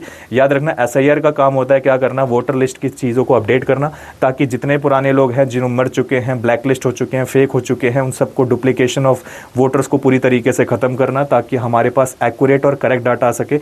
इस चीज़ के ऊपर काम करती है। और पहला स्टेट इसे करने वाला कौन था? बिहार था। लेकिन अब डिजिटलाइज लेवल पर, डिजिटलाइज का मतलब होता है अब इस चीज़ को पूरी तरीके से कंप्यूटर या ऑनलाइन प्लेटफॉर्म पे लेकर आने वाला पहला स्टेट जो बना है वो राजस्थान है। अब इसे ऑनलाइन प्लेटफॉर्म पे लाने वाला यानी डिजिटलाइज करने वाला SIR को, SIR पहले मैनुअल होता था नोटबुक वगैरह पे, अब ये किस पर हो जाएगा सर? अब ये सारा ऑनलाइन सिस्टम आ जाएगा। अब आपको सारे वोटर लिस्ट की जो संख्या, एक्यूरेसी, डेथ कितने हैं, कितने फेक हैं, कितने डुप्लीकेट्स हैं, वो ऑनलाइन आप चेक कर सकते हो। और इसको करने वाला पहला स्टेट कौन बन चुका है? राजस्थान। राजस्थान पहला स्टेट बन चुका है बच्चे जिसने 100% अपना डिजिटाइजेशन कर दिया। कितने वोटर्स को सर? 5.46 करोड़ वोटर्स को क्या कर दिया? अंडर स्पेशल इंटेंसिव रिवीजन के तहत इसने डिजिटाइज कर दिया है। और ये तैयार खड़ा है कि भाई मेरी तो लिस्ट पूरी तरीके से तैयार हो चुकी है। राजस्थान पहला ऐसा कह सकते हैं Rajasthan every entry in the voter list has been digitize, verified and map भी बना दिया, वेरीफाई भी कर दिया, नाम वाम सब लिस्ट में डालकर बैठ गया। कहता है मेरा काम तो खत्म, बाकी अब स्टेट करते रहें। SIR होता क्या बच्चे, SIR एक नेशन वाइड प्रोग्राम है जो इलेक्शन कमीशन ऑफ इंडिया से कंडक्ट करवाती है। और क्या करने के लिए, update and verify the voter list को पूरी तरीके से वेरीफाई करना, अपडेट करना, ताकि जितने भी डुप्लीकेट्स इसके अंदर मौजूद हैं, दो बार वोट देने चले आते हैं उनको निकालना, जितने वोटर्स मर चुके हैं उनको निकालना, नए वोटर्स को एनरोल करना, ये सारा काम हमारा कौन SIR संभालता है। SIR 2026 का बच्चे मेन एम क्या है, bring all the state fully digitalize. इसका मेन एम है कि सारे के सारे स्टेट फुली डिजिटलाइज हो जाए, यानी कि सारे के सारे स्टेट जो है वो अपना डाटा ऑनलाइन प्लेटफॉर्म पर डाल दें, ठीक है जी, और ताकि सारा का सारा वेरिफिकेशन स्टैंडर्ड ऑनलाइन बेसिस पर ही हमें क्या हो जाए सर, पता लगना शुरू हो जाए। इसके लिए काम करना शुरू चाहती है। कहते हैं फाइनल पब्लिकेशन ये चाहती है 14 फरवरी 2026 तक सभी लोग पूरी तरीके से फुली डिजिटाइज करने के लिए ऊपर काम करना शुरू कर दें। बात समझ में आ गई सभी को, कोई दिक्कत? इसमें हमने एक बॉडी की बात करी बच्चे जिसका नाम क्या था, इलेक्शन कमीशन ऑफ इंडिया। एक बार मुझे फटाफट बताएंगे इलेक्शन कमीशन ऑफ इंडिया जो है ये बनी कब थी, बोलना 25 जनवरी 1950 को बनी थी। और इसीलिए हर साल हम इस दिन को नेशनल वोटर्स डे के रूप में मनाते हैं। किस रूप में मनाते हैं, नेशनल वोटर्स डे। इसी दिन तय हुआ था कि जितने लोग 21 साल के होंगे वो सभी बच्चे वोट डाल सकते हैं, लेकिन मामला दावत में गड़बड़ हो गया और एक 61 कॉन्स्टिट्यूशनल अमेंडमेंट एक्ट आया और उसके साथ साथ 1988 के अंदर ये एक्ट को पूरी तरीके से पेश किया गया। 1989 के अंदर ये लागू हो गया और बोला गया 21 साल से वो वोटर को घटा के 18 साल उम्र कर दो। वोटर की संख्या अब क्या होगी बच्चे, ज़्यादा हो गई, तो फिर फैसला लिया गया कि इलेक्शन कमीशन ऑफ इंडिया ने कि अब चीफ इलेक्शन कमिश्नर अकेला काम नहीं करेगा, इसके अंडर 2 लोग और काम करेंगे, इलेक्शन कमिश्नर। और दोनों इलेक्शन कमिश्नर क्या करेंगे, ये सारे वोटर्स की लिस्ट बनाएंगे और ये वोटर लिस्ट किसको सौंपेंगे सर, आपके चीफ इलेक्शन कमिश्नर को सौंपेंगे। तो ये सारा काम इलेक्शन कमीशन ऑफ इंडिया के दौरान किया जाता है। इलेक्शन कमीशन के बारे में कौन सी आर्टिकल बताती है, आर्टिकल नंबर 324। आर्टिकल नंबर कौन बताता है बच्चे, आर्टिकल नंबर 324 इसके बारे में पूरी डिटेल चर्चा करता है। आगे आ जाओ, अगली न्यूज़ पे चलते हैं। अगली न्यूज़ क्या है, अगली न्यूज़ कहता है इंडिया का जो nuclear programme power generation capacity है वो इस बार 21,880 मेगावाट तक पहुंचाना है, वो भी कब तक, 2032 के अंदर। अब इसके लिए पूरी जान लगा रहा है हमारा भारत। बच्चे न्यूक्लियर पावर पे हमारा देश बहुत तेज़ी से काम कर रहा है, ग्रीन हाइड्रोजन एनर्जी के ऊपर बहुत तेज़ी से काम कर रहा है। भारत का ना एक एम है, इंडिया का एम है विकसित भारत 2047। इसको किसी भी हाल में अचीव करना है 2047 तक, इसीलिए लगा पड़ा है हमारा इंडिया। एनर्जी को किस तरीके से बहुत जल्दी प्रोड्यूस कर पाए और कार्बन एमिशन को कम कर पाएँ और किस तरीके से एनर्जी बहुत अच्छी मात्रा में ले पाएँ, किस तरीके से इलेक्ट्रिसिटी बहुत अच्छी प्रोड्यूस कर पाएँ। 2047 में हमारा इंडिया जो है बाकी देशों के बराबर आने की कोशिश करने में लगा है, इसीलिए इसने एक प्रोग्राम लॉन्च किया है। देख रहे हो यहाँ पर 2014 कौन सा प्रोग्राम है सर, यहाँ पर लिखा भी होगा विकसित भारत योजना, ठीक है जी, यहाँ पर लिखा नहीं है, ये लिखा है विकसित भारत योजना। इसके ऊपर पूरी तरीके से टारगेट करके चल रहा है, इसीलिए इसने न्यूक्लियर पावर जनरेशन की कैपेसिटी को इस बार फैसला लिया है, बढ़ा देते हैं। अब बढ़ाने की बात रख रहा है, कहते हैं गवर्नमेंट ऑफ इंडिया जो है उसने ऑफिशियली अनाउंस किया कि इंडिया जो है न्यूक्लियर पावर जनरेशन की कैपेसिटी को इस बार इंक्रीज करने की सोच रहा है। कितना सर, 8,780 मेगावाट अभी चल रही है, उसको बढ़ाकर इसने 9,480 मेगावाट कर दिया and the financial year of 2025 से लेकर 26 अब तक हो जाएगा ये। कहती फिर मार्च 31 2026 में इसने कोशिश किया कि इतना मेंटेन तो कर देगा 9,480 मेगावाट, लेकिन 13,480 मेगावाट ये कोशिश कर रहा है कि 2030 तक मैं क्या कर दूं, अपने भारत की न्यूक्लियर पावर की कैपेसिटी को बढ़ा दूं। फिर सोच रहा है कि 2032 तक तो मैं इतना पहुंचा ही दूंगा, कितना, 21,880 मेगावाट तक पहुंचा दूंगा। लेकिन इसका मेन टारगेट ये नहीं है, मेन टारगेट इसको अचीव करना है, कितना सर, 100 गीगावाट तक। और 100 गीगावाट का मतलब होता है 1 लाख मेगावाट, 1 लाख मेगावाट को अचीव करना है। अब तेज बढ़ाएगा तभी तो डेवलप हो पाएगा ना। इसीलिए न्यूक्लियर एनर्जी एक मिशन आया था बच्चे। ये न्यूक्लियर एनर्जी मिशन जो था ये विकसित भारत का ही एक प्रोग्राम और इनिशिएटिव है, जिसके अंदर हम लोग ज़्यादातर किस चीज़ पे काम कर रहे हैं, ग्रीन एनर्जी पे काम कर रहे हैं। भारत में किस चीज़ पे काम कर रहे हैं बच्चे, ग्रीन एनर्जी पे काम कर रहे हैं, एनर्जी लेवल को और तेज़ी से बढ़ाने का काम कर रहे हैं। इसके लिए हमने एक टारगेट भी डिसाइड कर लिया कि न्यूक्लियर पावर जनरेशन कैपेसिटी जो है वो कम से कम कितनी लेकर जानी है, 100 गीगावाट तक, और जो कि हम लोग कब तक अचीव कर पाएंगे, 2047 तक। इसके लिए पूरी तरीके से हमारा जो भारत है उस पर काम करने में लगा है। और एक टारगेट और रखा है कि 2070 तक इस कार्बन नेट इसको भी ज़ीरो कर देंगे, ताकि कार्बन पूरी तरीके से ना बढ़े। जैसे ये देख रहे हो धुआं उड़ रहा है, तो कार्बन भी तो निकल रहा होगा ना इससे, तो ये दिक्कत करेगा। अब मेगा इलेक्ट्रिसिटी जनरेट ज़्यादा होगी, थर्मल पावर प्लांट ज़्यादा लगेंगे, धुआं ज़्यादा निकलेगा तो कार्बन भी ज़्यादा निकलेगा। ये कम करना है, इसको कम करना है और इसको बढ़ाना है, इस चीज़ पे ज़्यादा फोकस कर रही है। इसके लिए एक फेमस है डॉक्टर होमी जी भाभा का नाम सुना होगा। इन्हीं के नाम से एक इंस्टीट्यूट है, Tata institute of fundamental research. इनको 1945 में बनाया गया था। ये एटॉमिक एनर्जी एस्टेब्लिशमेंट ट्रॉम्बे के अंदर के नाम से फेमस है। 1954 में इसका नाम रखा गया था। इसका मेन काम होता है न्यूक्लियर रिसर्च को भारत में बहुत तेज़ी से बढ़ावा देना। लेकिन जब इनकी डेथ हो गई किसकी, होमी जी भाभा की, तो इसका नाम 1966 में बदल दिया गया और AEET का नाम बदल कर रखा गया बार्ग, जिसका नाम पड़ गया भाभा एटॉमिक रिसर्च सेंटर के नाम से। क्या पड़ गया बच्चे? भाभा एटॉमिक रिसर्च सेंटर के नाम से इसका नाम पड़ गया। आगे बढ़े, कोई दिक्कत तो ये दिमाग में रखना है आप लोगों को। आगे बढ़ते हैं। अगला है बच्चे डॉट कौन सी ऑर्गेनाइजेशन है? इसे डिपार्टमेंट ऑफ टेलीकम्युनिकेशन कहते हैं। इसने अभी हाल ही में एक प्रोग्राम या कह सकते हैं एक नया ऑपरेशन चलाया जिसका नाम है सिम बाइंडिंग। सिम बाइंडिंग क्या है सर, किसके लिए चलाया गया? मैसेजिंग ऐप्स के लिए। आप लोग अपने मोबाइल में कई सारी मैसेजिंग ऐप को यूज़ करते हो, जैसे व्हाट्सअप एक सबसे फेमस मैसेजिंग ऐप है। व्हाट्सअप हो गया, इंस्टाग्राम हो गया, फेसबुक हो गया। अब बच्चे होता क्या है ना, पुराने समय में क्या होता था, जो मोबाइल होते थे उसमें जब आप लोग कभी सिम लगाते थे और सिम के लगाने के बाद जब व्हाट्सअप इंस्टॉल करते थे, व्हाट्सअप इंस्टॉल करने के बाद आपको व्हाट्सअप क्या करता था, एक मोबाइल नंबर मांगता था। जैसे इंस्टॉल करोगे, जैसे ओपन करोगे तो उसमें मोबाइल नंबर मांगेगा। मोबाइल नंबर, जिस मोबाइल नंबर से आप चलाना चाहते हो, आपने नंबर डाल दिया, ठीक है जी, और आपने नंबर वो डाला जो आपके सिम में है ही नहीं, वो नंबर डाल दिया। और नंबर डालने के बाद आपका व्हाट्सअप चल भी जाता था, उससे मैसेज डाल रहे हो, मैसेज कर रहे हो, मैसेज चल रहा है। तो कभी कभी कोई बंदा मान के चलो आपसे बात करना चाहता है तो कहता है मेरे पास व्हाट्सअप नंबर तो है उस बंदे का, इसी पे कॉल कर लेता हूँ। अब वो कॉल कर रहे हो तो कॉल नहीं जा रहा, क्यों? क्योंकि वो सिम तो है ही नहीं आपके मोबाइल में। बिना सिम के भी वो क्या चल जाता था, व्हाट्सअप चल जाता था। इससे फ्रॉड होने के चांसेस बढ़ रहे थे। क्यों? कभी मान के चलो आपका मोबाइल रास्ते में खो गया, आपका रास्ते में मोबाइल खो जाता है, कोई बंदे को मिल गया, अनजान व्यक्ति को, उसने क्या करा, आपका उसी मोबाइल से व्हाट्सअप यूज़ कर रहा है वो, ठीक है जी। आपने सिम विम सब ब्लॉक करवा दी, लेकिन वो सिम विम ब्लॉक होने के बावजूद भी चल रहा है। देख रहे हो, सिम में ब्लॉक होने के बावजूद भी चलता है व्हाट्सअप। इसलिए सरकार ने फैसला लिया कि ऐसे तो फ्रॉड बढ़ जाएंगे। ऐसे तो कोई भी बंदा किसी के मोबाइल से भी मैसेज ऐसे डाल देगा और मान के चलो सिम ना रही तो भी दिक्कत हो जाएगी। तो सरकार ने क्या काम करा, इसके लिए एक नया प्रोसेस शुरू कर दिया, सिम बाइंडिंग। और कहा कि डिपार्टमेंट ऑफ टेलीकम्युनिकेशन ने, जो कि नॉर्मली आपके कौन है सर अभी आपके, तो आपको बता दूं कि अभी रिसेंटली इसके जो यूनियन मिनिस्टर है एम सिंधिया है। एम सिंधिया पूरा नाम अगर आपसे जानना होगा तो अभी बता देता हूँ। इनका पूरा नाम तो वैसे देखोगे तो इनका पूरा नाम है ज्योतिरादित्य एम सिंधिया बोलते हैं, ज्योतिरादित्य एम सिंधिया। वो डॉट्स कम्युनिकेशन के क्या है सर, मेन हेड है। इन्होंने अभी हाल ही में क्या किया है, major mobile application based communication service के ऊपर काम किया। और उन्होंने WhatsApp, Telegram, Signal, Snapchat, ShareChat, जिससे आप चैट कर सकते हो, जिससे आपके मैसेजिंग हो सकती है, वो सारी एप्लीकेशन के अंदर एक नया ऑपरेशन डाल दिया जिसका नाम रखा गया बच्चे सिम बाइंडिंग। क्या रखा गया? SIM binding. यानी कि अब आप अपने मोबाइल से सिम निकाल दोगे ना तो ये सारे एप्लीकेशन चलना बंद हो जाएंगे। अब ये सारे एप्लीकेशन को चलने के लिए सिम की ज़रूरत ज़रूरी है। अगर सिम निकलता है ये सारे एप्लीकेशन ऑटोमेटिक क्या हो जाएंगे, बंद हो जाएंगे। और अगर आपने ये सिम ब्लॉक करवा दिया तब भी एप्लीकेशन ऑटोमेटिक क्या हो जाएंगे, बंद हो जाएंगे। इसीलिए ज़रूरी था app must be continuously link to the user active India based on SIM with the access blocked if the SIM removed और इनएक्टिव। अब कहते हैं कि ऐप जो होते थे पहली बार कॉन्टिन्यूसली लिंक्ड रहते थे हमारे यूजर एक्टिव इंडिया के अंदर, और नॉर्मली हर कोई इंडियन इसका बहुत ज़्यादा यूज़ कर लेता था। मान के चलो सिम मोबाइल के अंदर नहीं भी है तब भी ये ऑटोमेटिक चलते थे। तो सरकार ने फैसला लिया, आपके डिपार्टमेंट ऑफ टेलीकम्युनिकेशन ने, कि सारे के सारे एक नया ऐप, नई चीज़ इंट्रोड्यूस करते हैं कि जब भी सिम ब्लॉक होगा या सिम को रिमूव कर दिया जाएगा और इनएक्टिव कर दिया जाएगा, ऑटोमेटिकली सारी ऐप्स क्या हो जाएंगी सर, बंद हो जाएंगी।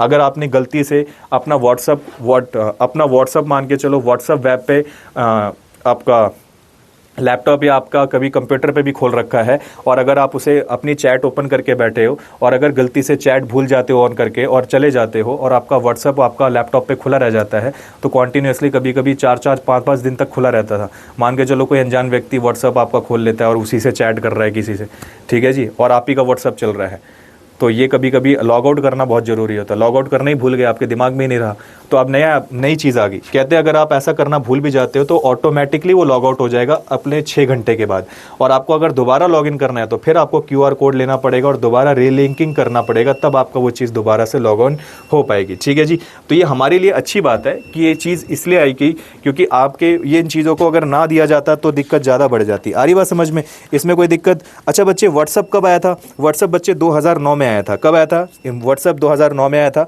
ये इंस्टेंट मैसेजिंग ऐप है। ये कब आया था बच्चे? 2009 में। अगर आपसे पूछता है 2009 में। टेलीग्राम कब आया था? टेलीग्राम बच्चे 2013 में आया था। ये ये बच्चे 2013 में इसको पूरी तरीके से ऐप को लॉन्च किया गया था, ठीक है जी। अगर ये बोले तो एक क्लाउड बेसिक मैसेजिंग ऐप है। उसके बाद अगर आपसे पूछता है कि सर आपका स्नैपचैट कब से आया, सर स्नैपचैट वगैरह जो आया था आपका ये 2011 में एंट्री मारता है, 2011 में। और इसके अलावा अगर आपसे पूछता है कि बच्चे शेयर चैट वगैरह जियो चैट कब आया, जियो चैट आता है आपका बच्चे 2016 में। कब आता है ये? 2016 में प्रोग्राम शुरू किया गया। और आराटाई जो है एक प्रोग्राम है, ये भी एक मैसेजिंग ऐप है, ये 2021 में लॉन्च किए गए थे। इसको तो बहुत बच्चे नहीं जानते होंगे। ये सारी की सारी मैसेजिंग ऐप होती है जिसका यूटिलाइज़ किया जाता है। कोई दिक्कत? आगे बढ़े, चलो आगे बढ़ते हैं अगली न्यूज़ की तरफ।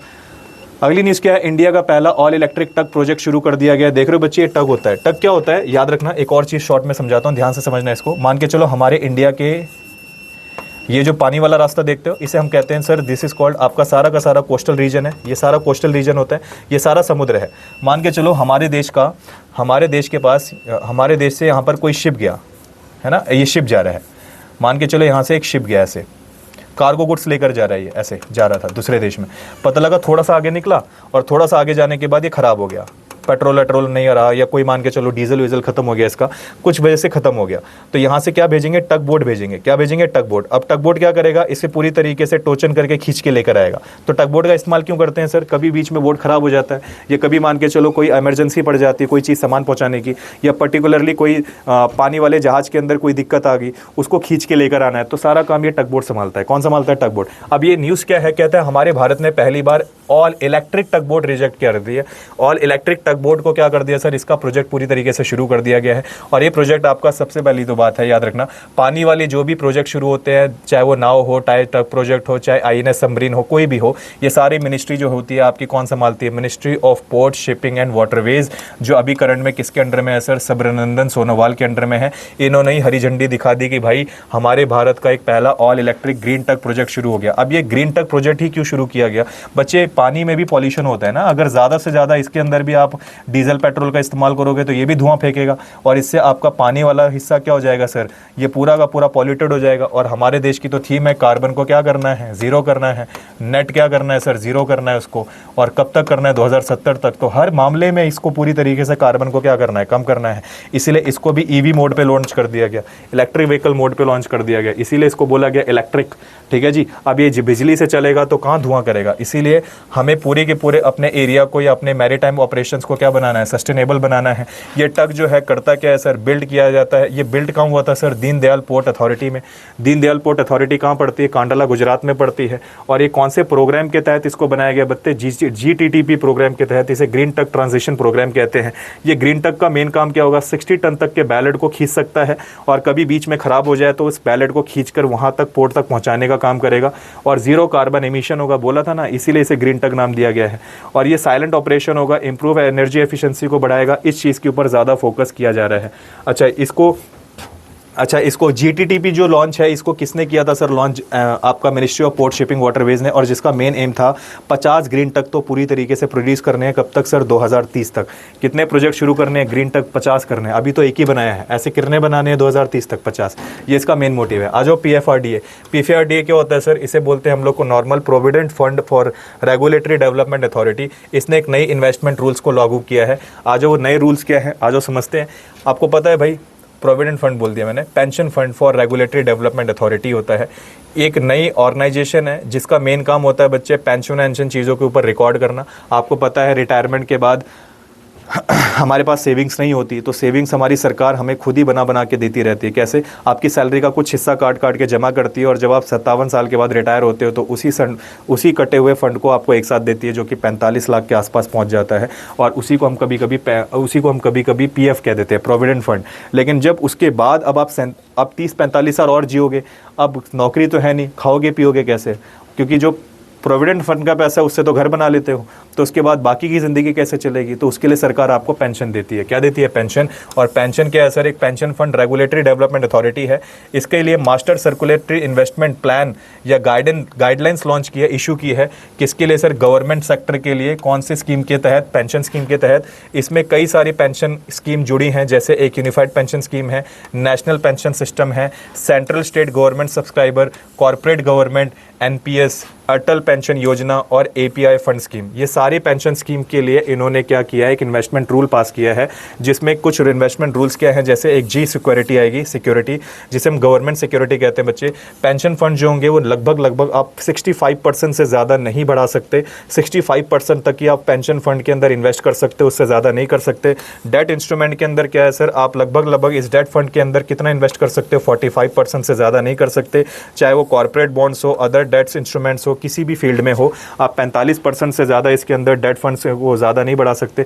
बच्चे इसको ज़्यादा बढ़ाने से दिक्कत ये आ रही थी ना कि मैनेजमेंट करने में प्रॉब्लम हो रही थी और आपका क्रिमिनल फ्रॉड्स या साइबर फ्रॉड्स बहुत हो रहे थे, साथ ही साथ आपके ना जितना भी पैसे वैसे का जो नुकसान हो रहा था उससे बहुत बढ़ रहे थे, इसीलिए इसकी लिमिटेशन रखी गई है। शॉर्ट टर्म डेट के लिए देखो एक और नई चीज़ है, 10% से ज़्यादा आप इसके इन्वेस्टमेंट को नहीं पढ़ सकते। पेंशन फंड के अंदर एक इन्वेस्टमेंट होती है जो कि आपका क्या है, शॉर्ट टर्म डेट इंस्ट्रूमेंट है, जो 10% से ज़्यादा इंक्रीज़ नहीं कर सकते। इसके अंदर कमर्शियल पेपर, सर्टिफिकेट, डिपॉजिट, ये सारी चीज़ें इंक्लूड हो जाती है डेट इंस्ट्रूमेंट में, ठीक है जी। इक्विटी एक्सपोजर को कितना नहीं बढ़ा सकते, 25% तक का इसका मेन मोटिव रखा गया है। इसमें कौन कौन पब्लिक ऑफर आते हैं, पब्लिक ऑन पब्लिक आता है, ऑफर ऑन सेल्स आते हैं और इंडेक्स लिंक ऑन इन्वेस्टमेंट आती है। एसेट बैक एंड फंड के अंदर कितना कर सकते हो, 5% से ज़्यादा, उससे ज़्यादा नहीं कर सकते इन्वेस्ट आप इसके अंदर। Asset back and trust structure, miscellaneous investment, ये सब इसी के अंदर में आती है। और एक आता है बच्चे ब्रॉड एंड इन्वेस्टमेंट ऑप्शंस, इसके अंदर पेंशन फंड हो गया। इसके अंदर पेंशन फंड के अंदर आप क्या क्या चीज़ें इन्वेस्ट कर सकते हो, गोल्ड वगैरह के अंदर, सिल्वर एक्सचेंज कर सकते हो, ट्रेड फंड कर सकते हो। ये सारे मामले आपके किससे जुड़े हैं sir, broad and fund, investment fund, pension से, ऑप्शन से जुड़े हुए हैं। ये सारी चीज़ें किससे जुड़ी है, इन चीज़ों से जुड़ी है। तो ये कुछ नए रूल्स बनाए हमारी भारत सरकार ने ताकि ज़्यादा से ज़्यादा रिस्क मैनेजमेंट को कम किया जा सके, रिस्क वगैरह को कम कर सके, लिक्विडिटी को मेंटेन कर सके, गवर्नमेंट डेट्स को मेंटेन कर सके और एनहांस कर सके डाइवर्सिफिकेशन को। आ रही बात समझ में, इस चीज़ के लिए नए रूल्स बनाए गए हैं। 11th इंडिया का एक इंटरनेशनल साइंस फेस्टिवल हुआ है बच्चे, अभी भारत में 11th इंडिया इंटरनेशनल क्या हुआ है, साइंस फेस्टिवल हुआ है। ये कहाँ पर ऑर्गेनाइज किया गया है उसके बारे में भी देखते हैं। कहते हैं कि अभी हाल ही में 11th इंडिया का क्या हुआ है सर, आपका इंटरनेशनल साइंस फेस्टिवल को ऑर्गेनाइज किया गया। अब ये है क्या, देख लेते हैं। कहते हैं इसको ऑर्गेनाइज करने वाली मिनिस्ट्री का नाम था ministry of earth and science. अभी हाल ही में कौन है ये, तो याद रखना जितेंद्र सिंह है। कौन है बच्चे, जितेंद्र सिंह हैं, जो आपके यूनियन मिनिस्टर है ना इस वाले मिनिस्ट्री के, उनका नाम है जितेंद्र सिंह। और कोऑर्डिनेटेड बाय किसके द्वारा कोऑर्डिनेट कर रही है सर, ये Indian institute of tropical metrology इसके अंदर शामिल है। और इन दोनों ने मिलकर पुणे महाराष्ट्र के अंदर क्या किया सर, एक फेस्टिवल लॉन्च किया जिसका नाम है इंडियन इंटरनेशनल साइंस फेस्टिवल। और इस थीम के तहत इन्होंने क्या फैसला लिया कि 2025 के अंदर ना जो थीम है इसकी, विज्ञान से समृद्धि फॉर आत्मनिर्भर भारत, क्या है इसकी समृद्धि, इसकी थीम क्या है, विज्ञान से समृद्धि फॉर आत्मनिर्भर भारत बनाना है। और इस इवेंट के दौरान ना यहाँ पर मत्स्य 6000 को लॉन्च किया गया। बच्चे ये मत्स्य 6000 क्या है, आपको बता दूं 2021 में हमारी भारत सरकार ने एक मिशन की शुरुआत की थी जिसका नाम था समुद्रयान। आप लोगों ने गगनयान सुना होगा, है ना, एक गगनयान मिशन भेजा, एक चंद्रयान था, गगनयान था, कई सारे मिशन भेजे गए। अब जितना हम ऊंचाई तक गए ना उतना अब गहराई में जाना है, तो गहराई के लिए सरकार ने शुरू किया समुद्रयान मिशन। कौन सा मिशन शुरू किया बच्चे, समुद्रयान मिशन। और समुद्रयान मिशन में बोला है कि हम भारत के अंदर जो ये टेरिटरी नहीं है हमारा, ये वाला हिस्सा जो पानी से घिरा है, इसके अंदर 3 ओशन आते हैं। अरेबियन सी आता है एक इंडियन ओशन आता है बच्चे, एक बे ऑफ बंगाल आता है। तो ये जो इंडियन ओशन है ना, इस पानी के अंदर हमें क्या करना है, एक ये वाला इंस्ट्रूमेंट बनाया है जिसका नाम है मत्स्य 6000। ये एक इंडिया का पहला human occupied deep sea submersible है। ये पूरी तरीके से इस फॉर्म में बनी है बच्चे, आप इसको कभी नेट पे देख लेना, इसमें फ़ोटो नहीं दिखाई गई, आपको ऐसा बता देता हूँ, कुछ गोल तरीके का है ये। इसके अंदर 3 लोग यानी कि भारत के 3 साइंटिस्ट जाएंगे, ऐसा बना हुआ है उसमें, भारत के 3 साइंटिस्ट जाएंगे। भारत के अंदर कहाँ पर, कितने अंदर सर, करीबन 6000 मीटर की गहराई में जाएंगे पानी के अंदर। 6000 मीटर मतलब 6 किलोमीटर की गहराई में जाएंगे पानी के अंदर। और पानी के अंदर के जितने मिनरल्स हैं उनके ऊपर रिसर्च करने के लिए साइंटिस्ट को भेजा जाएगा। और ये इस बार में इस फेस्टिवल की मेन थीम थी कि हम लोग इस चीज़ को इस बार कामयाब हो चुके हैं करने के लिए। आपको बता दूं हाईएस्ट जो है वो सिर्फ 5 से 5.2 किलोमीटर तक ले जाया जा चुका है और इससे अभी तक ज़्यादा गहराई में कोई नहीं गया। हमारा भारत पहला ऐसा देश बनेगा जो आपका समुद्र के अंदर 6000 मीटर तक की गहराई को टच करेगा और रिसर्च भी करेगा कि कौन कौन से मिनरल हमारे इंडियन ओशन में मौजूद हैं। अगर ये चीज़ मिल गई ना भाई, मैं कह रहा हूँ साइंस की फील्ड में हमारा भारत जगत कर जाएगा अच्छी तरीके से। ये मान के चलो कि हर एक चीज़ के मामले में बहुत तेज़ी से क्या कर जाएगा, ग्रोथ कर जाएगा। इस चीज़ के लिए हमारा इस फेस्टिवल को क्या किया गया था, लॉन्च किया गया था। आगे बढ़े, आगे है सर इंडिया का पहला indigenous hydrogen fuel cell vessel Varanasi Uttar Pradesh के अंदर शुरू किया गया है। ये देख रहे हो आप, हाइड्रोजन फ्यूल सेल है बच्चे। अच्छा, इसके बारे में न्यूज़ क्या, आ जाओ शुरू करते हैं। यूनियन मिनिस्टर सर्बानंद सोनोवाल ने ministry of port and shipping waterways के तहत हरी झंडी दिखा दी भारत का पहला इंडिजीनियस हाइड्रोजन पावर एफसीबी, जिसे फ्यूल सेल वेजल कहते हैं, जिसका नाम पायलट 01 रखा गया बच्चे। कहते हैं इस बार का इनिशिएटिव सपोर्ट भी यही है कि भारत एक लॉन्ग टर्म के प्लान के हिसाब से मैरीटाइम इंडिया विजन 2030 को अचीव करने पर लगा पड़ा है, और एक और अमृतकाल नाम का विजन है जो 2047 तक अचीव करेगा। इन दोनों विजन में मेन मोटिव क्या है कि सर हमें प्रमोट करना है पूरे देश के अंदर जो भी पानी के अंदर चलने वाले इनलैंड वाटरवेज हैं, और साथ ही साथ ट्रांसपोर्ट हैं और स्मार्ट इंफ्रास्ट्रक्चर्स हैं, ऑल्टरनेटिव फ्यूल्स हैं, इनका भरपूर मात्रा में अच्छे से उपयोग कर पाएं और पानी के अंदर पॉल्यूशन को कम करें और ज़्यादा मात्रा में पानी की सफाई अच्छी रखें। इसके लिए पहली बार भारत ने फ्यूल सेल वेजल को लॉन्च किया है। फ्यूल सेल वेजल क्या होता है बच्चे, ये एक सेल से चलने वाला इलेक्ट्रॉनिकली क्या होगा सर, एक तरीके का पूरा देख रहे हो अब नाव जैसा दिख रहा है, ये इसी को फ्यूल सेल वेजल नाम दिया गया। इसकी पहली बार शुरुआत भारत के यूपी स्टेट यानी वाराणसी से की गई और वहीं पर पहली बार इसको शुरू किया गया। कहते हैं कितना लंबा होगा, 24 मीटर लॉन्ग हाइड्रोजन पावर्ड कैटरमैन है। इसे हम कैटमारन कहते हैं, और इसे पूरी तरीके से बनाया किसने है सर, IWA ने इसको डिज़ाइन किया। इंडिजिनसली डिज़ाइन करने वाला inland waterway authority of India है, और बनाने वाला कौन है सर, कोचिन शिपयार्ड लिमिटेड ने बनाया। और कौन से प्रोजेक्ट के तहत सर, पायलट प्रोजेक्ट के तहत बनाया गया, जो कि किसके अंडर में काम कर रहा है, ministry of port shipping waterways के अंडर में। और इसका एक खुद का एक मिशन और इसका खुद का इनिशिएटिव था हरित नौका। हरित नौका के तहत ही बोला गया था कि पानी को इतना ज़्यादा साफ सुथरा रखना है कि ज़्यादा से ज़्यादा इसमें कोई भी ज़्यादातर पॉल्यूशन ना हो पाए। पॉल्यूशन जैसी चीज़ों को ध्यान में रखकर इस चीज़ को बच्चे लॉन्च किया गया। पॉल्यूशन जैसी चीज़ को ध्यान में रखते हुए इसको लॉन्च किया गया। इसमें कितने लोग पैसेंजर बैठ सकते हैं बच्चे, 50 पैसेंजर बैठ सकते हैं, और 7 से 9 नॉटिकल माइल तक की पूरी तरीके से सफ़र कर पाएगा। आगे बढ़े, चलो भाई इंटरनेशनल अफेयर्स पे आते हैं। कहते हैं कि सर सिटीज़ COP20 की एक मीटिंग हुई कॉन्फ्रेंस ऑफ पार्टी के नाम से, जिसे हम कॉन्फ्रेंस ऑफ पार्टी 20 कहते हैं। कन्वेंशन हुई थी कहाँ पर सर, इंटरनेशनल ट्रेड फेयर आपका एंडेंजर्ड स्पीसीज़ को लेकर, वाइल्ड फ्लोरा एंड फौना को लेकर। कहते हैं ये सक्सेसफुली हेल्ड कहाँ पे की गई, समरकंद उज्बेकिस्तान के अंदर। कौन सी 50th एनिवर्सरी किसकी मनाई गई sir, 50th anniversary of the convention. किसकी कन्वेंशन की, किसकी 50th एनिवर्सरी सर, कॉप की 50th एनिवर्सरी पे इसको पूरी तरीके से लॉन्च किया गया। ठीक है जी। कॉप किसके अंडर में काम करती है सर, ये बैठक होती है बच्चे जो आपकी UNFCCC के अंडर में काम करती है। UNFCCC की जो मीटिंग होती है ना, उनकी बैठक को कॉप कहते हैं। सबसे फेमस कॉप है कॉप 21, जो कि आपका 2015 में हुआ था, और ये एक एग्रीमेंट के तहत हुआ था बच्चे, पेरिस एग्रीमेंट। और पेरिस एग्रीमेंट के अंदर ना एक बात को लेकर डील हुई थी कि पूरे के पूरे दुनिया में कार्बन को क्या करना है, नेट ज़ीरो करना है, जिसमें भारत ने बोला कि हम तो 2070 तक पूरा नेट ज़ीरो कर पाएंगे। इसलिए पेरिस एग्रीमेंट बहुत ज़रूरी है। ठीक है जी। UNFCCC होती क्या है सर, एक बॉडी है बच्चे, यूनाइटेड नेशन की एक नोडल एजेंसी है, जिसका मेन काम होता है ज़्यादा से ज़्यादा क्लाइमेट चेंज को पूरी तरीके से कंट्रोल करना, पूरे देश में होने वाले क्लाइमेटिक चेंज को, जहाँ पे ज़्यादा गर्मी ज़्यादा बढ़ रही है, जहाँ पे ज़्यादा क्लाइमेटिक बदलाव दिखाई दे रहा है, जिससे क्रॉप पे बहुत खतरनाक इम्पैक्ट पड़ रहा है, लोगों में रहने वाले लोगों पे क्लाइमेटिक का बहुत बड़ा एडवर्स इफेक्ट पड़ रहा है, उन चीज़ों के ऊपर ये रिसर्च करती है। ठीक है जी। और ये जहाँ जहाँ बैठक करती है ना, जहाँ जहाँ बैठती है, जहाँ जहाँ जिस देश में बैठती है, उसको नाम देते हैं कॉप। क्या बोलते हैं, कॉप कहते हैं। इस बार ये कहाँ बैठी है, समरकंद उज्बेकिस्तान में, जो कि इस बार की 50th एनिवर्सरी थी। और इस एनिवर्सरी पे इन्होंने क्या काम किया सर, इस बार इस कन्वेंशन में international trade off endangered species को लेकर बात छेड़ी गई, wild flora and fauna. Flora क्या होता है बच्चे, फ्लोरा हम लोग ज़्यादातर प्लांट के फील्ड में यूज़ करते हैं और फौना एनिमल की फील्ड में। कहते हैं इस इवेंट के दौरान ये 12 दिन का सबसे लॉन्ग मीटिंग इवेंट था, जिसमें बहुत सारे मेंबर ऑफ स्टेट्स, कई सारे 353 डिसीजंस हेल्ड किए गए थे, 46 राउंड्स हुए थे वोटिंग को लेकर, और 50th लिस्टिंग प्रपोजल रखी गई थी, जिसमें कई सारे 77 स्पीसीज के लेकर बात यहाँ पर डिस्कस की गई।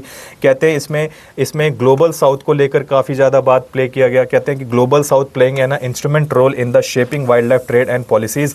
ज़्यादातर ग्लोबल साउथ के ऊपर बात रखी गई, जो कि ज़्यादातर वाइल्ड लाइफ फील्ड के अंदर बहुत अच्छे लेवल पर काम करता है। कहते हैं इस इवेंट को होस्ट किसने किया sir, national committee for ecology and climate change of Republic of Uzbekistan ने इसको पूरी तरीके से होस्ट किया। सीधी सी बात है, जहाँ पर मीटिंग होगी वही तो होस्ट करेगा। उज्बेकिस्तान ने इसको होस्ट किया। कहते हैं पार्टनरशिप कौन था सर? यूएनडीपी था। पार्टनरशिप में कौन सा ऑर्गेनाइजेशन था sir? United Nation Development Programme. याद रखना, इसी ने घोषित किया था कि 5 जून को हर साल हम क्या मनाएंगे? World environment day. इसी ने बोला था ये, इसीलिए हर साल हम लोग 5 जून को क्या मनाते हैं बच्चे? वर्ल्ड एनवायरनमेंट डे के रूप में मनाते हैं। कोई दिक्कत? आगे बढ़ते हैं। इस बार नए एडिशन में क्या बोला गया? इन्होंने पता है एक बात रखी, कहते इसमें हम लोग इस मीटिंग के अंदर इन्होंने फैसला लिया कि जितने भी फ्लोरा एंड फौना की स्पीसीज ज़्यादातर ख़त्म होने की कगार में हैं, उन्हें हम कुछ अपेंडिक्स 1, 2, 3 कैटेगरी में बांटेंगे। जो अपेंडिक्स 1 होगा ये सबसे खतरनाक कैटेगरी होगा, जिसमें ये पता लग जाएगा कि कौन से ऐसे स्पीसीज है जो ख़त्म होने की कगार पे हैं। तो इन्होंने बताया कि जो आपकी ओशनिक वाइट टिप शार्क है, वाइल्ड वेल शार्क है, ऑल मंटा जो है, डेविल रे है, ये कई सारे अपेंडिक्स 1 की कैटेगरी में डाला गया और highest level of protection bye cities के अंडर में डाला गया इसको। एक अपेंडिक्स 2 है बच्चे, जिसको इक्वाडोर, आप कह सकते हो कि नॉर्मली इनको कई सारे, जैसे आपका Galapagos marine iguana, appendix 2 for appendix 1, ये सारी की सारी कैटेगरी क्या है सर? अपेंडिक्स 2 से इसे अपेंडिक्स 1 में शिफ्ट कर दिया गया। कैमरून को कहाँ डाल दिया सर? आपका अपेंडिक्स 1 के अंदर। ये कई सारी चीज़ें थी जो पहले अपेंडिक्स 2 में थी, अब अपेंडिक्स 1 में चली गई। इसका मतलब है अब ये ज़्यादा खतरनाक या कम कह सकते हो ख़त्म होने की कगार पे आ गई है। कुछ स्पीसीज है जो अपेंडिक्स 2 में आ गई, जैसे कौन सी आ गई बच्चे? एक सैगा आ गई, कजाकिस्तान सैगा आ गई, एक आ गई साउथ अफ्रीका की बोंटेबुक। ये सारे के सारे अपेंडिक्स 2 के अंदर डाल दी गई। किसके सर? अपेंडिक्स 2 से, सॉरी, रिमूव कर दी गई, रिमूव फ्रॉम अपेंडिक्स 2 से रिमूव कर दी गई। एक मैक्सिको है सर, मैक्सिको के अंदर क्या है सर? मैक्सिको सक्सीड कर रहा है इस चीज़ में। किस चीज़ में sir? Protection of status Guadeloupe and for the seal एंड आप कह सकते हो और कौन से सर? पोडोकैर्प है। इसे अपेंडिक्स 1 के अंदर क्या किया गया सर? अपेंडिक्स 1 से अपेंडिक्स 2 के अंदर ट्रांसफ़र किया गया। ये पहले ख़त्म होने की कगार पे थी, अब ये बचाने की कगार पर आ गए और इसमें इंप्रूवमेंट दिखाई दे रही है सर। किस चीज़ को लेकर? कंजर्वेशन स्टेटस को लेकर। इंडिया अपोजिशन कर रहा है टू यूरोपियन, आपका यूरोपियन यूनियन प्रपोजल को लेकर COP20 सिटीज़ के लिए। इंडिया सक्सेसफुली अपोज कर रहा है किस चीज़ के ऊपर? EU के लेकर। कहते हैं place the Google in appendix 2। इसमें इसने ज़्यादातर फोकस किया है कि जी इसको अपेंडिक्स 2 में डालना चाहिए। तो ये ज़्यादातर इस चीज़ के ऊपर ज़्यादा प्रपोजल डाल रहा है। किस चीज़ के ऊपर सर? अपेंडिक्स 2 में डालने के लिए। सिटीज़ का हेडक्वार्टर का है सर? जिनेवा स्विट्ज़रलैंड में है। कहाँ पर है बच्चे? जिनेवा स्विट्ज़रलैंड में। एक सिंपल सा मामला बता देता हूँ, इसमें बस इसी ही बात छेड़ी गई है इस मीटिंग में कि एक पहली बात तो ये COP20 की मीटिंग कहाँ पर हुई थी, ये ध्यान में रखना है। और इसकी कुछ कैटेगरी रखी गई कि इस बार वाइल्ड लाइफ की जो फ्लोरा फौना की स्पीसीज़ है वो कौन सी ऐसी हैं जो ख़त्म होने की कगार पर आ चुकी हैं। आगे बढ़ते हैं, नेक्स्ट न्यूज़ पर आ जाओ। आर्टन कैपिटल पासपोर्ट इंडेक्स जारी हुआ बच्चे। ये एक ऐसा इंडेक्स है जो ज़्यादातर ये बताता है कि कौन से देश का पासपोर्ट बहुत ज़्यादा पावरफुल है। ऐसी बच्चे एक और है हैनले भी यही काम करता है। हैनले भी क्या करता है बच्चे? पासपोर्ट इंडेक्स जारी करता है। वैसे एक और है सर, इसका नाम है आर्टन पासपोर्ट है, कैपिटल पासपोर्ट इंडेक्स। इसके मुताबिक क्या है? इसका अगर हम बात करते हैं ये कहाँ पर है सर? ये ऑर्गेनाइजेशन ये कनाडा में बेस है। कहते हैं ग्लोबल फाइनेंशियल एडवाइजरी फर्म है ये। इसका नाम है आर्टन कैपिटल। इसने 2025 का पासपोर्ट इंडेक्स लॉन्च किया और इस पर इंडेक्स के हिसाब से जो यूनाइटेड अरब अमीरात है, UAE, ये सबसे नंबर वर्ल्ड की सबसे स्ट्रॉन्गेस्ट पासपोर्ट के अंदर में कंसिडर किया गया। कहते हैं लगातार 7 साल से कॉन्जिक्यूटिव ईयर के हिसाब से इसका मोबिलिटी स्कोर 179 देशों के अंदर कम से कम 126 देशों को 126 देशों ने इसको एक्सेस वीज़ा दे रखा है। इसको वीज़ा फ्री एक्सेस दे रखा है 126 देशों ने, 179 कंट्रीज़ ने। कहते हैं 179 में से 126 कंट्रीज ने इसको फ्री एक्सेस वीज़ा दे रखा है। वीज़न और अराइवल किसने कंट्रीज़ ने दिया है इसको? 45 कंट्रीज़ ने दिया है। और सबसे पावरफुल जो आपका माना गया पासपोर्ट इंडेक्स के केस में वो सबसे तगड़ा देश माना गया UAE। अगर पूछा जाता है कि सर इसके बाद सेकंड नंबर पे सिंगापुर आता है, देखो हैनले ने बताया था कि सिंगापुर पहले नंबर पे आता है, लेकिन इसके हिसाब से सिंगापुर चला गया सेकंड नंबर पे और UAE आ गया पहले नंबर पे, जिसका सबसे पावरफुल पासपोर्ट है। सेकंड नंबर पे स्पेन आता है बच्चे। हमारे देश की रैंकिंग देख रहे हो कहाँ पर जा रही है? 67 नंबर पर है और ओवरऑल स्कोर देखोगे तो 74 हमारा मोबिलिटी स्कोर है। कहते हैं हमें कितने देश ने ग्रांटिंग वीज़ा एक्सेस दे रखा है? 74 कंट्रीज़ ने। और कवर कितने देशों में करते हैं ओवरऑल? 37% हमारे पूरे देश को कवर करते हैं। 37% कंट्रीज़ को हम कवर कर पा रहे हैं। आर्टन कैपिटल इंडेक्स बच्चे ये एक है क्या है? पासपोर्ट इंडेक्स को वेरीफाई करने वाला किताब है। बॉटम 5 कंट्रीज़ कौन सी हैं जिनको बहुत कम मात्रा में कोई देश देखना ही नहीं पसंद करता, कहता है हटाओ इन देश को, तो इनको अभी वीज़ा देना ही नहीं चाहिए। अफगानिस्तान को तो 94 नंबर पर रखा गया है। इसके अलावा अगर आप देखोगे तो इसका मोबिलिटी स्कोर 38 है। उसी तरीके से अगर आप ग्लोबल पासपोर्ट इंडेक्स की रेंज में देखोगे तो सीरिया 93 नंबर पे आता है, ये भी उड़ गया। इराक 92 नंबर पे, पाकिस्तान तो गया गुजरा है, बिल्कुल आ गया कहाँ पे सर, 91 नंबर पे आ गया। ठीक है जी, तो इन सारे देशों को तो वैसे भी पासपोर्ट नहीं मिलता, ये तो टेररिज्म में ज़्यादा पार्टिसिपेटेड रहते हैं।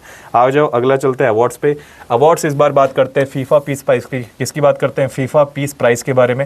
फीफा क्या है बच्चे? एक ऑर्गेनाइजेशन है जो ज़्यादातर फुटबॉल वगैरह के ऊपर काम करती है। एक फुटबॉल खिलाने वाली ऑर्गेनाइजेशन है जो पूरे वर्ल्ड लेवल पर फुटबॉल को खिलाती है। जैसे अभी हमने शूटिंग की बात की थी, वर्ल्ड लेवल पर कौन खिलाता है? ISSF। वैसे पूरी दुनिया में फुटबॉल को ऑर्गेनाइज कौन करती है? फीफा। इसीलिए फीफा वर्ल्ड कप भी नाम है इसका। कहते हैं ये इस बार जो पहली बार first ever FIFA peace prize जो था, इसे डोनाल्ड जॉन ट्रम्प को दिया गया। किसको दिया गया? डोनाल्ड जॉन ट्रम्प को दिया गया। कहते हैं ये जो फीफा जो है, फीफा ने इस बार पहली बार first ever FIFA peace prize किसको दिया? डोनाल्ड जॉन ट्रम्प को दिया, जो कि प्रेसिडेंट कहाँ के हैं सर? अमेरिका के हैं। फाइनल ड्रॉ सेरेमनी के दौरान दिया गया 2026 फीफा वर्ल्ड कप, जो कि वाशिंगटन के अंदर ऑर्गेनाइज किया गया। कहते हैं कि सर ऑर्गेनाइज होगा, मतलब कहते हैं जो अवार्ड है इसे पूरी तरीके से, एक तरीके से इसमें क्या क्या प्रोवाइड किया गया सर? इस अवार्ड के अंदर ना कई सारी चीज़ें दी गई, जैसे गोल्ड मेडल दिया गया, सर्टिफिकेट दिया गया, और इसको प्रेजेंट करने वाले जानी इफेंटेनियो जो थे, ये कि जो प्रेसिडेंट माने जाते हैं किसके सर? फीफा के माने जाते हैं। फीफा है क्या सर? फीफा पीस प्राइज है क्या? तो इसके बारे में लिखा है बच्चे, फीफा पीस प्राइज जो अवार्ड है ये FIFA unite of world new global award है, जो इंस्टीट्यूट करता है फीफा के द्वारा 2025 से लेकर आपका 2025, रिकॉग्नाइज करता है individual who made the exceptional contribution to peace, जिन्होंने बहुत अच्छा शांति के अंदर बहुत अच्छा लेन देन और काम पुरस्कार करा है। यानी नॉर्मली अगर आप देखोगे शांति की फील्ड में ज़्यादा मेंटेन कर रहे हैं, पूरी दुनिया में शांति बनाए रखने का काम कर रहे हैं, उस चीज़ के ऊपर काम कर रहा है सर आपका कौन? फीफा प्राइज देता है। अभी जैसे आपने पहलगाम अटैक देखा था, पहलगाम अटैक में हमारे भारत में और पाकिस्तान के बीच में झड़प हो गई, तो सीज फायर कराने कौन पहुंच गया था? अमेरिका। अमेरिका के कौन आ गए? Donald Trump. इन्होंने शांति को बरकरार रखने की बात करी, भले ही अपना फ़ायदा देख रहे हो वो अलग बात है, लेकिन अगर आप देखोगे तो इसी चीज़ के लिए इनको भी एक तरीके से पीस मेंटेन करने के लिए प्राइज से सम्मानित किया गया। कहते हैं कि इसका कंट्रीब्यूशन जो है वो ज़्यादातर पीस, यूनिटी, कॉन्फ्लिक्ट रेजोल्यूशन को ठीक करना, जाके आपस में किसी देश को लेकर वाद विवाद ना हो, इस चीज़ को ध्यान में रखते हुए इस अवार्ड को अनाउंस किया गया। ये एक एनुअल अवार्ड है, ज़्यादातर साल भर में दिया जाता है। फ्रॉम 2017 से 21 तक कहते हैं ये 45th प्रेसिडेंट के रूप में काम कर रहे हैं कौन? Donald Trump. कहते हैं आपका जो अमेरिका के हैं, winning against the Hillary Clinton 2016 में इनके अगेंस्ट में जीता था इन्होंने प्रेसिडेंशियल इलेक्शन, और एक है ये क्या है? रिपब्लिकन पार्टी से बिलोंग करते हैं। बात समझ में आ गई? तो ये आपकी न्यूज़ किससे है? फीफा पीस प्राइज से है। फीफा के प्रेसिडेंट कौन है सर? गियानी इन्फेंटिनियो है। हेडक्वार्टर आपका ज़ुरिक स्विट्जरलैंड में है, और अगर आपसे पूछा जाए स्टैब्लिश्ड कब हुआ था? 1904 में हुआ था। कब हुआ था ये? 1904 में इसको पूरी तरीके से स्टैब्लिश्ड किया गया। टाइम्स क्या है बच्चे? टाइम्स एक मैगजीन है जिसने इस बार CEO ऑफ द ईयर को चुना है। याद रखना, ये ज़्यादातर अगर आपसे पूछ लेता है बच्चे ये मैगजीन करती क्या है, ये ज़्यादातर बहुत ज़्यादा पर्सन ऑफ द ईयर को चुनती है। बहुत अच्छी जो आपके कह सकते हो बहुत तगड़े तगड़े बिजनेसमैन होते हैं, उन सबको अवार्ड, उन सबको सम्मान देना ज़्यादातर टाइम्स मैगजीन के ऊपर, टाइम्स मैगजीन उन्हीं को पूरी तरीके से एलाबोरेट करती है। कहते हैं कि टाइम्स मैगजीन ने ऐसा बताया कि इस बार नेम दिया है इंडियन ओरिजिन, जिनका नाम नेल मोहन है, जो कि CEO है कौन सी जगह थे सर? CEO है social media and online video sharing platform के यूट्यूब इंक डॉट कह सकते हैं as 2025 CEO of the year को चुना गया है सर। किसको? इंडियन ओरिजिन के रहने वाले नेल मोहन है। सिंस 2023 में मोहन जी जो थे सर ये serving as a CEO of YouTube के कहलाए सर। यूट्यूब के CEO रह चुके हैं, चीफ एग्जीक्यूटिव ऑफिसर। उसके बाद इनको मेंटोर बना दिया गया था सर सुसान, इनको पूरी तरीके से आफ्टर हिज मेंटोर, इनके मेंटोर जो थे sir normally Susan Wojcicki step down हो चुके थे, और कहते हैं रीनऑन्ड हॉलीवुड एक्टर जो है, ऑस्कर विनर जो है आपका Leonardo DiCaprio has been of the named of Times to 2025 entertainer of the year. इनको क्या चुना गया सर? एंटरटेनर ऑफ द ईयर के रूप में चुना गया। किसको सर? Leonardo D कैपेरियो। ये क्या है सर? 2025 के टाइम्स 2025 के एंटरटेनर ऑफ द ईयर बने हैं।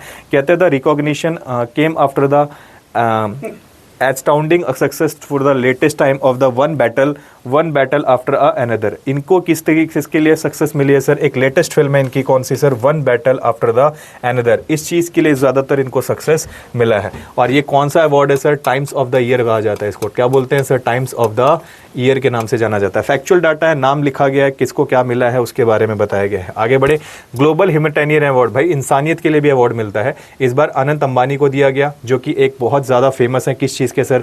वाइल्ड लाइफ कंजर्वेशन सेंटर बनाया था इनको ने, और वाइल्ड लाइफ को कंजर्वेशन करने के लिए उसका नाम रखा था वानतारा। देख रहे हो आप, ये वांतारा को बनाने वाले जो मेन बंदे हैं, इन्हीं का नाम क्या है सर? अनंत अंबानी है। इन्हीं को ग्लोबल ह्यूमैनिटेरियन अवार्ड दिया गया। किसके लिए सर? एनिमल के वेलफेयर के लिए काम किया ना इन्होंने। मतलब हमारे देश में जितने भी आपके एनिमल्स हैं बच्चे, जो हमारे वन जीवी हैं, यानी कि जितने भी जानवर हैं, उनके संरक्षण के लिए वांतारा बना दिया इन्होंने, ताकि उनकी देखरेख वांतारा के दौरान की जाएगी। इसीलिए इन्होंने ह्यूमैनिटी का एक बहुत बड़ा मिसाल कायम किया, इसीलिए इनको ह्यूमैनिटेरियन अवार्ड दिया गया। ये normally from the global human society के द्वारा कहते हैं international brand of American human society in Washington DC USA के अंदर ये दौरान दिया गया था। ये सारा का सारा मामला कहाँ का है सर? वॉशिंगटन डीसी यानी कि अमेरिका का है। वहीं पर इनको रिकॉग्नाइज किया गया इस फील्ड के लिए। कहते हैं डिक्लेरेशन 2015 में की गई थी, जिसका नाम था जेड डिक्लेरेशन 2015 में। 2025 के अंदर 3 इंडियन सिटीज़ जो है वो यूनेस्को की आपकी कह सकते हैं यूनेस्को GNLC के अंदर शामिल की गई। जैसे एक वारंगल है, ठीक है, जो कि तेलंगाना की है, एक थिरुशुर है, एक आपका नीलांबुर है केरला की। इनको भी 2025 के लिए पूरी तरीके से इसको शामिल किया गया इस सिटी के अंदर। यूनेस्को क्या है सर? एक कंट्रीब्यूट करने वाला मेन टर्म है, किसमें सर? पीस सिक्योरिटी के अंदर। कहते हैं कि sir leading a multilateral corporation, education, science and culture, communication and information. पूरे दुनिया में यही एक ऐसी ऑर्गेनाइजेशन है जो एजुकेशन, साइंस और कल्चर के ऊपर बहुत तेज़ी से बढ़ावा देने के ऊपर काम करती है, और ये ज़्यादातर पीस एंड सिक्योरिटी को भी मेंटेन करने के बारे में इस बार सोच रही है। कहते हैं कितने मेंबर स्टेट्स हैं सर इसके अंदर जो ग्लोबल कहते हैं कि कितने मेंबर स्टेट हैं आपके यूनेस्को के अंदर? 194 कंट्रीज़ हैं। हेडक्वार्टर बच्चे पेरिस के अंदर है, और स्टैब्लिश्ड कब हुई थी? 1945 में। ठीक है जी। कौन सी सर बॉडी की बात कर रहे हैं? यूनेस्को। आप बच्चे मुझे बता दो, यूनेस्को के अंदर अभी भारत की टोटल 44 साइट्स में से लेटेस्ट साइट का नाम क्या है? 44th साइट का नाम बता देने, आपको कमेंट सेक्शन में देखेंगे कौन बताता है। अभी हाल ही में global bank of the year भी चुना गया है, उसका नाम क्या है? DBS bank. पूरा नाम बता है बच्चे, इसका नाम है डेवलपमेंट बैंक ऑफ सिंगापुर। क्या बोलते हैं इसको? डेवलपमेंट बैंक ऑफ सिंगापुर कहते हैं, जिसे global bank of the year 2025 के लिए चुना गया है। और ये सारा मामला हेल्ड कहाँ किया गया था? आपका लंदन के अंदर। और वहीं पर एक इवेंट चल रहा था जिसका नाम था annual bank of the year award 2025, जिसको लंदन के अंदर ही इस बैंक का नाम सब लोगों ने उछाला, भाई DBS को देंगे, DBS को देंगे। DBS को ही मिल गया। कहते हैं DBS जो है ना, 3rd ग्लोबल विन है, यानी तीसरी बार ग्लोबल विन कर रहा है इस कैटेगरी में। 2018-21, अब 2025 में भी इसको क्या मिल गया सर? इसको इस फील्ड में अवार्ड दिया गया। बात समझ में आ रही है? कहते हैं Asia bank of the year, Singapore bank of the year, investment bank of the year, ये सारे के सारे इसको पूरी तरीके से चुना गया है। DBS कई सारे रीजनल कैटेगरी में अवार्ड लेकर बैठा हुआ है। किसमें sir? Asian bank of the year भी इसको मिल गया DBS को, Singapore bank of the year भी इसको मिला है DBS को, investment bank of the year के रूप में भी किसको चुना गया? DBS। सिंगापुर का सबसे बड़ा बैंक है जिसका नाम क्या है बच्चे? डेवलपमेंट बैंक ऑफ सिंगापुर, और इसे investment bank of the year के रूप में भी सबसे ज़्यादा चुना गया है। आगे बढ़े, अगला आ जाओ। इस बार फोर्ब्स की नई लिस्ट जारी हुई है, जिसमें टोटल 30 लोगों की लिस्ट जारी हुई है फाइनेंस के बेसिस पर। कहते हैं फोर्ब्स होता क्या है सर? बताया था मैंने पिछली न्यूज़ के अंदर भी बच्चे। फोर्ब्स एक मैगजीन है, अमेरिकन बिजनेस मैगजीन है ये बच्चे। क्या है कि ये मैगजीन है, और ये कैसी मैगजीन है बच्चे? आपकी अमेरिकन बिजनेस मैगजीन है। कैसी मैगजीन है? अमेरिकन बिजनेस मैगजीन है। और इस मैगजीन को पूरी तरीके से लॉन्च करने वाले BC फोर्ब्स नाम के व्यक्ति थे। फाउंडर कौन मानेगा इसके? BC फोर्ब्स 1917 में इस्टेब्लिश्ड हुई थी। फाउंडर कब हुए थे सर? फाउंड कब हुई थी आपके? 1917 में। और जितने भी भारत में, पूरी दुनिया में बड़े बड़े जितने भी आपके बड़े बड़े बिजनेसमैन हैं, जिनका पैसा वैसा काफ़ी ज़्यादा मात्रा में है, उनके बारे में लिस्ट वेस्ट जारी करती रहती है। इस बार अमेरिका के बेस्ड इस Indian origin financial innovator Arkin Gupta जो हैं, उनको पूरी तरीके से annual Forbes 30 under the 30 list of 2026 के अंदर शामिल किया गया इन द फाइनेंस कैटेगरी के अंदर। कहते हैं पब्लिश किया गया था फोर्ब्स मैगजीन को। Recognition impactful contribution in financial innovation. किस सेक्टर के अंदर बहुत अच्छा परफॉर्मेंस की इन्होंने? फाइनेंशियल सेक्टर के अंदर। इस सेक्टर के अंदर इन्होंने बहुत अच्छी परफॉर्मेंस की। इस बेसिस पर कहते हैं कि सर इनको इस चीज़ के लिए चुना गया। और ये अमेरिका बेस्ड के अंदर एक इंडियन ओरिजिन व्यक्ति हैं जिनका नाम अर्किन गुप्ता है। इनको इस बार फाइनेंशियल कैटेगरी के लिए फोर्ब्स ने 30 अंडर लिस्ट के अंदर इनका नाम शामिल किया है। फोर्ब्स 30 अंडर 30 के सर एक एनुअल फोर्ब लिस्ट होती है, जिसमें 600 से ज़्यादा यंग इनोवेटर्स को पूरी तरीके से देखा जाता है अक्रॉस 20 इंडस्ट्रीज जो होती है, including AI, finance, health care, media, retail, e-commerce, social impact, transportation, aerospace और मोर, कई सारी जगहों से। और इनमें बहुत बेहतरीन लोगों का जो बहुत अच्छा फाइनेंस इनोवेटिव होता है, फाइनेंशियल सेक्टर में बहुत अच्छा काम कर रहे होते हैं, उनको पूरी तरीके से उनके नाम इस लिस्ट में शामिल किए जाते हैं। और ये नाम कौन शामिल करता है बच्चे? फोर्ब्स करती है। कौन करती है? फोर्ब्स करती है। कहते हैं टाइम्स मैगजीन जो है सर इस बार पर्सन ऑफ द ईयर दे रही है। कहते हैं पर्सन ऑफ द ईयर में ज़्यादातर इस बार इन्होंने पर्सन ऑफ द ईयर ना चुन के इस बार उन लोगों को चुना है जो आर्टिफिशियल इंटेलिजेंस में बहुत अच्छी परफॉर्मेंस और अपना बहुत अच्छा कह सकते हैं कंट्रीब्यूशन दे रहे हैं। उनका नाम इस बार Times of magazine of the person of the year के अंदर चुना गया। जैसे देखो ये आपको एलन मस्क की फ़ोटो दिखाई दे रही है। ये बंदा बहुत ख़तरनाक और कह सकते हो कि बच्चे इन्होंने ही एक एआई को और ज़्यादा प्रमोट करने की कोशिश की। इनको तो डालना ही था इसके अंदर, तो इनके नाम जारी कर दिया कि इस बार टाइम्स मैगजीन में कौन कौन से पर्सन ऑफ द ईयर के रूप में काम करेंगे जिन्होंने एआई के ऊपर और तेज़ी से बढ़ाने का काम किया है। टाइम्स मैगजीन जो नेम दे रही है आर्किटेक्ट जो ज़्यादातर एआई के अंदर फील्ड में बहुत अच्छा काम कर रहे हैं, और उन्हीं को इस बार पर्सन ऑफ द ईयर 2025 का खिताब जोड़ा गया है। कहते हैं इनमें कौन कौन से लोग हैं जिनको ज़्यादातर चुनेंगे? कहते हैं वो इंडिविजुअल को चुना जाएगा जिन्होंने डिज़ाइन, डेवलप और एडवांस मॉडर्न एआई टेक्नोलॉजीज़ को बहुत तेज़ी से बढ़ाया है। इंडिविजुअल फीचर कौन कौन से हैं जिन्होंने ज़्यादातर इसको एआई को अपना इंडिविजुअल लेवल पे काम किया? एक तो जेंसन हुआंग हैं जो कि सीईओ माने जाते हैं एनवीडिया कॉर्पोरेशन कंपनी के। एक मार्क जकरबर्ग हैं बच्चे जो सीईओ माने जाते हैं मेटा प्लेटफॉर्म के। एक एलन मस्क हैं बच्चे जिन्हें फाउंडर ऑफ एक्स एआई और सीईओ ऑफ टेस्ला भी बोलते हैं। एक सैम ऑल्टमैन है जिन्हें chief executive officer open AI के नाम से भी ओपन एआई को पूरी तरीके से ऑपरेट करते हैं। एक लीजा सू है जो कि नॉर्मली एक सीईओ है एडवांस माइक्रो डिवाइस की। और एक आपका डेमिस हैसाबिस है जो कि आपके सीईओ माने जाते हैं गूगल डीप माइंड के। और डैरियो एमोडी सीईओ ऑफ एंथ्रोपॉक्स इसके भी मेन माने जाते हैं। और एक आते हैं फीफी ली, ये एआई के पायोनियर और फाउंडर माने जाते हैं वर्ल्ड लैब्स के। किसके सर? फाउंडर हैं ये वर्ल्ड लैब्स के। इन सभी को पर्सन ऑफ द ईयर का क्या चुना गया है सर? टाइटल दिया गया है। एक देखो मैगजीन भी दिखाई दे रही है जिसमें आपको सब लोग बैठे हुए नजर आ रहे हैं कि नहीं। अब ये मैगजीन के अंदर ना एक बात लिखी गई है, ये सारे के सारे लोग जो है ना इनको इस मैगजीन के हिसाब से एक टाइटल दिया गया है, lunch a top of sky scraper. इसका मतलब क्या होता है बच्चे? 1932 की बात है, 1932 की बात है। अमेरिका के अंदर क्या था? एक रॉकफेलर, क्या थी बच्चे? एक रॉकफेलर नाम की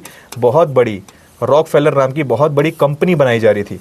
और इस कंपनी को बनाने में ना बहुत सारे वर्कर थे। मेजर तो 8 वर्कर थे, 8 वर्कर जो बहुत मेहनत कर रहे थे।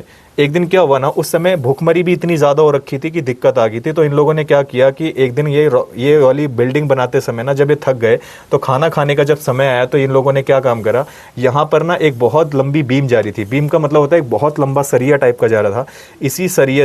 इसी सरिये की अगर हम बात करें ना, ज़मीन की जो गहराई थी वो करीबन ना अगर आप चेक करोगे तो काफ़ी ज़्यादा थी। मान के चलो कि 10 गुना बिल्डिंग जो थी उसकी बिल्कुल टॉप के ऊपर 8 बंदे ऐसे लटक के ऐसे बैठ के ना, जैसे ये लोग नहीं बैठे आपको दिखाई दे रहे होंगे, जैसे ये लोग बैठे ना ऐसे बिल्कुल ऊंची गहराई पर, वैसे ही वो लोग भी बैठ कर ना ऐसे ही खाना खा रहे थे। क्या खा रहे थे? खाना खा रहे थे, लंच कर रहे थे।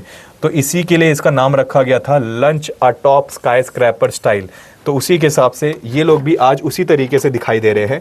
जैसे वो लोग लंच कर रहे थे ना, वैसे ये लोग भी ऐसे दिखाई दे रहे हैं जैसे ये भी एक क्या कर रहे हैं, टॉप रूप पे बैठकर लंच कर रहे हों।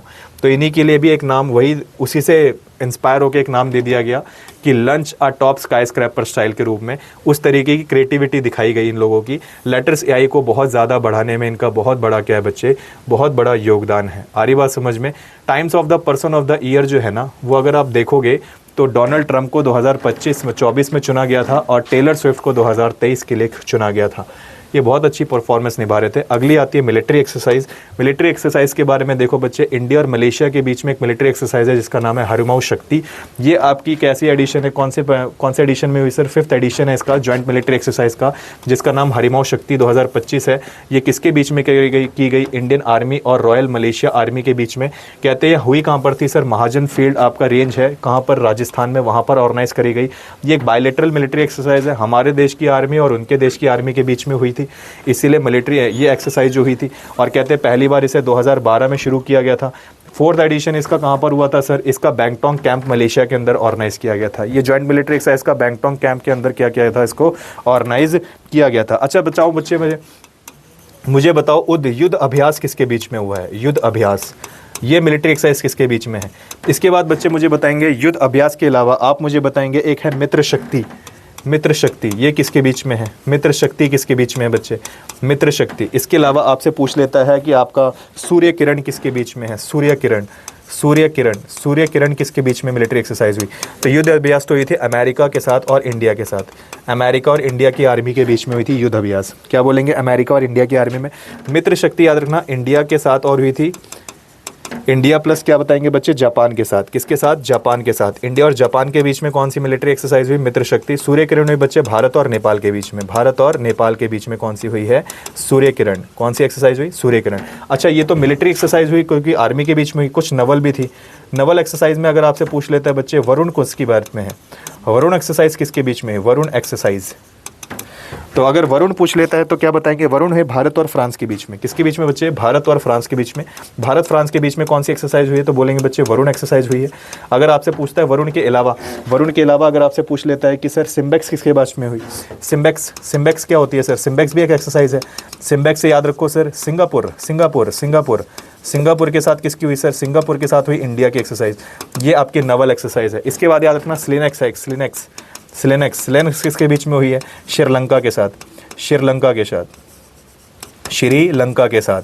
श्रीलंका और किसके बीच में सर बच्चे? भारत के बीच में। नाम से ही पता कर लोगे, स्ली का मतलब क्या हो गया? श्रीलंका, ठीक है जी। SL का मतलब हो गया श्रीलंका, IN का मतलब हो गया इंडिया। इनके बीच में हुई श्रीलंका, इनके बीच में, ठीक है। स्पोर्ट्स पे आ जाओ। अभी हाल ही में ना अर्जुन एरिगेसी, इन्होंने क्या कर लिया सर? जेरूशलम में मास्टर चल रहा था, ग्रैंड मास्टर का एक पूरी तरीके से कॉन्टेस्ट चल रहा था। अब जब भी ग्रैंड मास्टर या मास्टर वर्ड आ जाए समझ जो है चेस से जुड़ा हुआ गेम है। किससे जुड़ा हुआ गेम है? चेस से। और ये बंदा जीत गया भाई, हराया भी। देख रहे हो कितने खतरनाक व्यक्ति को है? विश्वनाथ आनंद को हरा दिया देख रहे हो बच्चे? विश्वनाथ आनंद जो जिस फील्ड में बहुत खतरनाक मास्टर है उसी को हरा के बैठ गया ये। तो कहते हैं इंडिया चेस ग्रैंड मास्टर जो अर्जुन एरिगेसी है won the second edition Jerusalem master. Jerusalem master को 2025 के टाइटल में जीत गया और defeating the 5 time world championship. हराया किसको है सर? जो 5 बार वर्ल्ड चैंपियन बन चुके हैं। Indian chess grandmaster Vishwanath Anand को हराकर फाइनल हेल्ड में पहुंच गए जेरूशलम, इजराइल के अंदर ये पूरा फाइनल हुआ था। कहते हैं जेरूशलम मास्टर के अंदर जो क्लोज इन्विटेशन इवेंट था उसके दौरान 12 player complete a round of robin stage. इन्होंने करीबन 12 लोग थे जिन्होंने रॉबिन स्टेज को कंप्लीट किया, जिसमें से 4 जो थे जो with the top 4 of advancing the semifinals and final, जिनमें से 4 लोग फाइनल और सेमीफाइनल में पूरी तरीके से पहुंच पाए। कहते हैं 2025 के जेरूशलम मास्टर के इसका मेन फीचर ये था कि जो इसमें जीतेगा उसको इतना प्राइज दिया जाएगा, $1,40,000 मिले उसको। क्या मिले बच्चे? $1,40,000। बच्चे जो चेस होता है इसका एक और नाम होता है, इसे चतुरंग भी बोलते हैं। इसका पुराना नाम पता है क्या था? इसका पुराना नाम था चतुरंग। इसे पुराना नाम चतुरंग था। ये इंडिया का गेम है बच्चे, इंडिया का गेम। भारत में देखो, देख रहे हो, एक इसे हम ब्रेन गेम भी बोलते हैं, ब्रेन गेम, क्योंकि दिमाग बहुत लगाना पड़ता है, इसलिए हम ब्रेन गेम बोलते हैं। इसमें जो आपके ब्लैक छोटे छोटे ब्लैक खाने और जो सफ़ेद खाने होते हैं, ये टोटल पूछ लेता है कभी कभी कितने होते हैं। ये टोटल 64 खाने होते हैं बच्चे। 8 आपके करीबन 32 तो आपके ऐसे होते हैं और 32 आपके कैसे होते हैं सर? 32 आपके सफ़ेद होते हैं, 32 आपके ब्लैक होते हैं। तो ये करीबन आपके कितने खाने होते हैं? 64 खाने होते हैं। इनमें से अगर आपसे पूछते हैं कि सर इसमें मोहर कितनी होती है, तो याद रखना बच्चे इसमें टोटल 16 मोहर होती है। एक साइड में जो व्यक्ति बैठता है उसके पास कितनी मोहरें होती हैं? 16 मोहरें होती हैं। कितनी मोहरें होती हैं? 16 मोहरें होती हैं। आ रही बात समझ में? इसमें मोहरें कितनी होती हैं बच्चे? तो याद रखना इसमें टोटल 16 मोहरें होती हैं। कोई दिक्कत? याद रखोगे इसके बारे में। अगर आपसे पूछ लेता है इसमें टोटल मोहरें कितनी होती हैं, तो क्या बताओगे? इसमें टोटल 16 मोहरें होती हैं, ठीक है जी। और अगर पूछ लेता है कि सर इसे वर्ल्ड लेवल पर कौन सी ऑर्गेनाइजेशन है जो ये गेम खिलाती है, तो उसका नाम है फाइड। कौन सी बच्चे? फाइड। फाइड जो बॉडी है ये कब बनी थी? तो नोट कर लेना, ये बनी थी आपकी फाइड 1924 में। इसे वर्ल्ड चेस फेडरेशन कहते हैं, 1924 में। हेडक्वार्टर भी बता दो साथ ही साथ सर, लुसाने में है। लुसाने कहाँ पड़ता है? स्विट्ज़रलैंड में पड़ता है, यहाँ इसका हेडक्वार्टर है। वर्ल्ड लेवल पर कौन खिलाती है? फाइड खिलाती है। इंडिया के नेशनल लेवल पे कौन खिलाती है? All India Chess Federation, AICF, All India Chess Federation, ये इंडिया लेवल पे खिलाती है। और नेशनल लेवल, इंटरनेशनल लेवल पे कौन खिलाती है बच्चे? फाइड खिलाती है। कौन खिलाती है? फाइड इस गेम को ऑर्गेनाइज करती है। कोई दिक्कत? याद रखोगे इसके बारे में। अच्छा, इसमें एक रूल होता है बच्चे, अगर चेक हो गया तो समझ जाओ आपका राजा घिर गया, और मेट हो गया तो आप गेम हार गए। तो इसीलिए हम लोग जब भी देखते हैं ना कहते हैं चेकमेट, गेम खत्म। चेकमेट का मतलब गेम खत्म। और अगर चेक बोल दिया तो अब तुम नहीं बच सकते, गए तुम। अभी हाल ही में 5th एडिशन शुरू हुआ है सर, किसका? KIUG का। ये क्या होता है? खेलो इंडिया यूनिवर्सिटी गेम 2025। इसको इस बार हेल्ड किया गया था 7 सिटीज़ के अंदर, राजस्थान इंक्लूड तो है ही है, और साथ साथ जयपुर, अजमेर, उदयपुर, आपका जोधपुर, बीकानेर, आपका कोटा, भरतपुर, इन सब जगहों पर। बीकानेर में याद रखना बच्चे, एक मंदिर है करणी देवी टेम्पल, करणी देवी मंदिर है यहाँ पे, इसे बहुत ज़्यादा लोग फेमस है, इसे चूहा मंदिर भी बोलते हैं। बीकानेर के अंदर भी एक जगह पड़ती है ना, वहाँ पर पड़ता है, वो जगह पड़ती है आपकी देशनोक के अंदर। देशनोक, बीकानेर में भी एक छोटा सा गांव है देशनोक, वहाँ पर एक मंदिर है करणी देवी टेम्पल। ये फेमस मंदिर क्यों बता रहे हो? क्योंकि इस जगह पे चूहे की पूजा होती है। 25,000 से ज़्यादा चूहे हैं बच्चे, एंट्री करते ही चूहे चढ़ जाएंगे, ठीक है जी। तो ये खतरनाक है, मतलब अच्छा भी है मंदिर है, बहुत फेमस मंदिर है।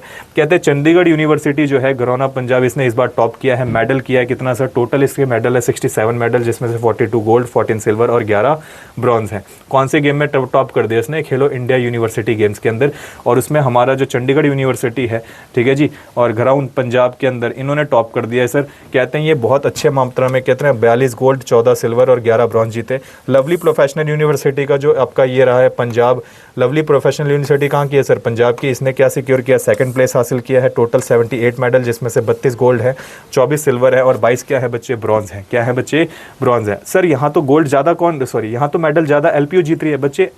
मेडल ज़्यादा जीतना ज़रूरी नहीं है, गोल्ड किसने ज़्यादा जीता है उससे डिसाइड होता है कि इस बार टॉप कौन कर रहा है। देखो गोल्ड इसमें 42 गोल्ड अकेले चंडीगढ़ यूनिवर्सिटी ने जीते हैं। इसने कितने जीते? 32 गोल्ड। इसीलिए मेन कौन जीता? चंडीगढ़ यूनिवर्सिटी। इसके बाद एक आती है गुरु नानक देव यूनिवर्सिटी, जो कि अमृतसर पंजाब में है, और इसने 3rd रैंक प्लेस हासिल किया है। इसके टोटल 72 मेडल हैं, जिसमें से 32 गोल्ड इसने भी जीते। कितने बच्चे? 32 गोल्ड, 22 सिल्वर और 18 ब्रॉन्ज, ठीक है जी।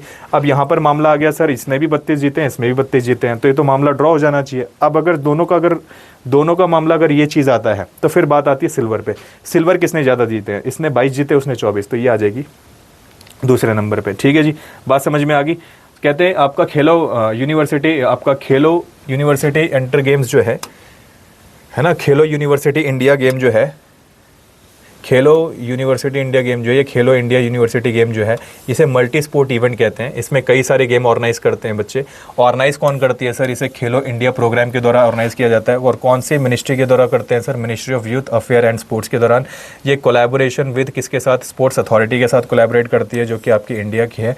स्पोर्ट्स अथॉरिटी ऑफ इंडिया के साथ कोलैबोरेट करके, और एसोसिएशन ऑफ इंडिया यूनिवर्सिटी के साथ, और कौन है सर? राजस्थान स्पोर्ट्स काउंसिल के साथ मिलकर ये सारे के सारे लोग KIUG यानी कि खेलो इंडिया यूनिवर्सिटी गेम्स कह सकते हो।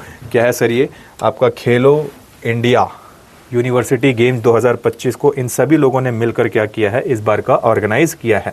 आगे आता है अबू धाबी GP, ये आप पढ़ लेना बच्चे, ये इतना खास नहीं है, ठीक है जी। इससे कभी क्वेश्चन जल्दी नहीं पूछा जाता, बस नाम याद रख लो कि इस बार जो F1 रेस हुई थी, वो इस बार F1 रेस को इस बार ये बंदा जीत गया है। कौन है सर?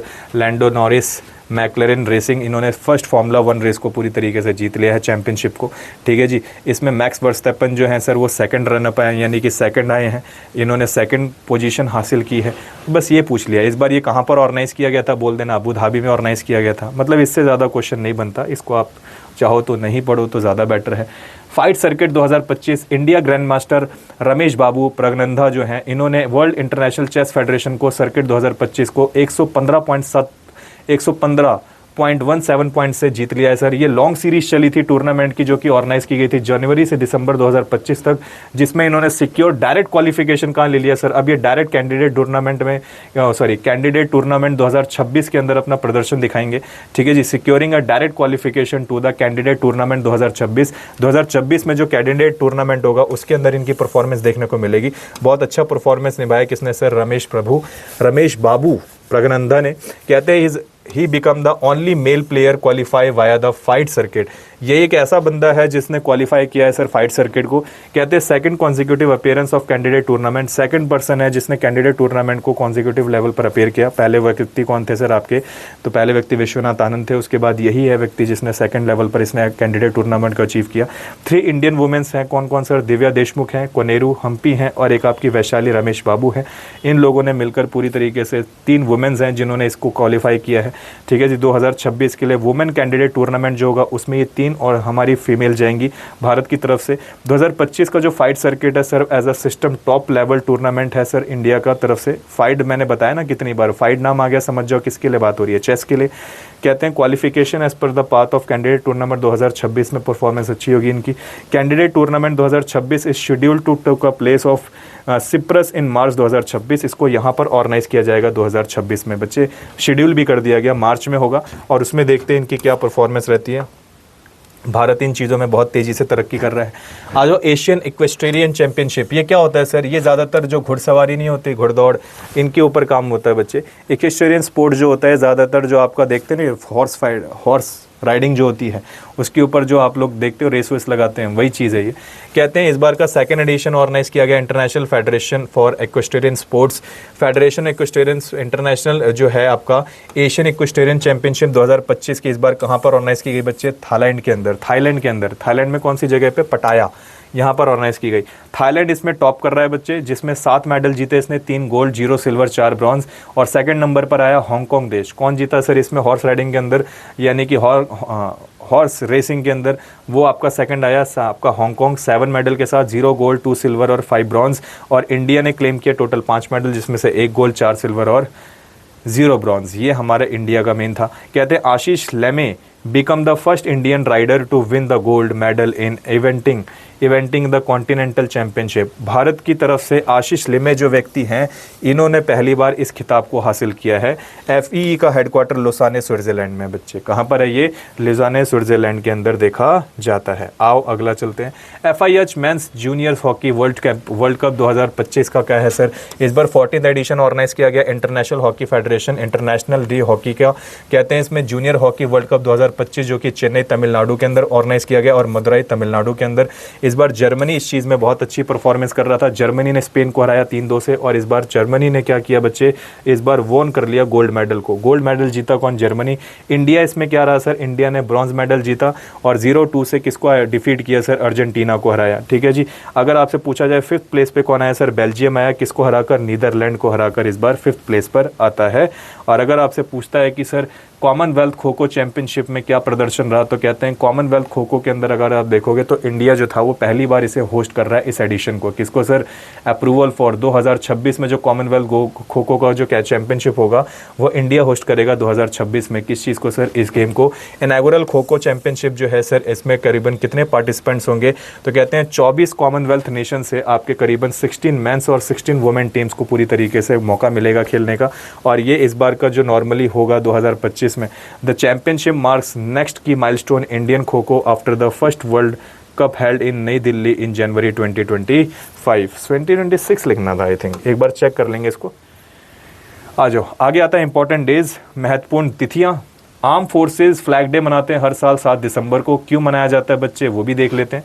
कहते हैं India arm forces flag day observe हर साल 7 दिसंबर को मनाया जाता है। India to honour the courage of sacrifice and commitment of personal serving Indian army. उनकी याद में जो बहुत ज़्यादा साहस और अपने लाइफ को सेक्रीफाइस कर चुके हैं इंडियन आर्मी के लिए और अपनी पूरी जान अपनी इंडियन आर्मी के लिए लगा दी और वहीं पर वो उनको शहीद हो चुके, उनको याद रखने के लिए हर साल इंडियन आर्मी के, इंडियन नेवी के और इंडियन एयरफोर्स के जो भी व्यक्ति सेक्रीफाइस, करेज और कमिटमेंट के लिए बहुत ज़्यादा योगदान दिया है तीनों फोर्सेज में, उनको यादगार बनाने के लिए हर साल आर्म फोर्स फ्लैग डे के रूप में मनाया जाता है। और ये क्यों मनाते हैं? कहते हैं 28 अगस्त 1949 को इंडिया के यूनियन मिनिस्टर बलदेव सिंह जो थे, जिनके पास एक मिनिस्ट्री ऑफ डिफेंस थी, इन्होंने एक कमेटी फॉर्म की थी जो ज़्यादातर आपके इस फ्लैग डे को पूरी तरीके से प्रमोट कर रही थी। और इन्हीं के दौरान पहली बार शुरू किया गया था 7 दिसंबर 1949 को। क्या सर? आपका आर्म्ड फोर्स फ्लैग डे के नाम से क्या शुरू किया गया था? Armed force flag day. अगला आता है इंटरनेशनल सिविल एविएशन। बच्चे सिविल एविएशन का नाम सुनते ही समझ जाना हवाई जहाज की बातें चल रही होंगी। और ये हमारे देश में हमारी इकोनॉमी को बूस्ट करने के लिए, हमारे इकोनॉमी के साथ साथ हमारे अपने सिविल एविएशन इंडस्ट्रीज़ को और ज़्यादा प्रमोट करने के लिए और हमारी इकोनॉमी को और ज़्यादा ग्रोथ करने के लिए इसकी हर साल 7 दिसंबर को ये सिविल एविएशन डे के रूप में मनाते हैं। और ये काम कौन करवाता है सर? हर कोई भी दिन अगर इंटरनेशनल लेवल पे मना रहे हैं तो इसकी ऑफिशियल अनाउंसमेंट यूनाइटेड नेशन करती है। कौन करती है? United nation. इसी ने बोला कि इंटरनेशनल सिविल एविएशन डे भी मनाएंगे हर साल। कौन से?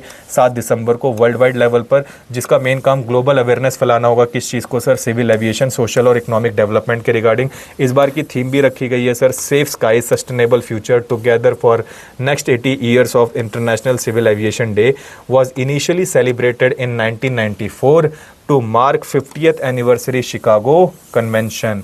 50th एनिवर्सरी हो गई थी सर शिकागो कन्वेंशन के अंदर, और वहीं पर बात छेड़ी गई थी कि हर साल सेफ स्काई सस्टेनेबल फ्यूचर को मेंटेन करते हुए हम हर साल सिविल एविएशन डे मनाएंगे। ठीक है जी।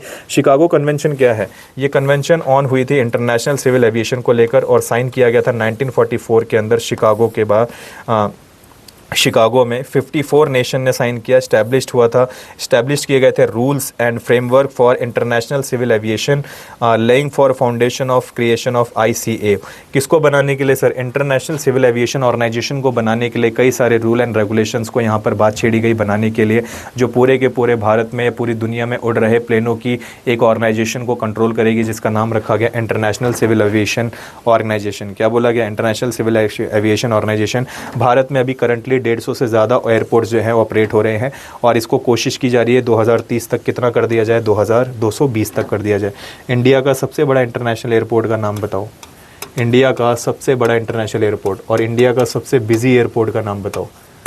ठीक है जी, फटाफट इसको कमेंट सेक्शन में लिख देना, सबसे बड़ा कौन सा है और बिजी कौन सा है। बिजी तो बता ही देता हूँ, इंदिरा गांधी इंटरनेशनल एयरपोर्ट है। ठीक है जी, अब आप बड़ा बता देना, बड़ा कौन सा है। ठीक है, आ जाओ आगे बढ़ें। अगला है सर, सार्क डे भी मनाते हैं, क्योंकि इस दिन चार्टर डे, इस दिन आपका सार्क का खुद का एक चार्टर लागू हुआ था। चार्टर क्या होता है बच्चे? रूल एंड रेगुलेशंस की बातें छेड़ी गई थी, जिसमें कई सारे 10 आर्टिकल की बात छेड़ी गई कि 10 आर्टिकल में कुछ बातें लिखी गई थी कि सार्क कौन कौन सी चीज़ें और पॉलिसीज़ और रूल एंड रेगुलेशंस को ध्यान में रखेगा। तो उसके लिए सार्क चार्टर डे मनाते हैं, हर साल 8 दिसंबर को मनाया जाता है। South Asian association regional corporation कहते हैं चार्टर डे के रूप में मनाता है हर साल एनुअली। कब सर?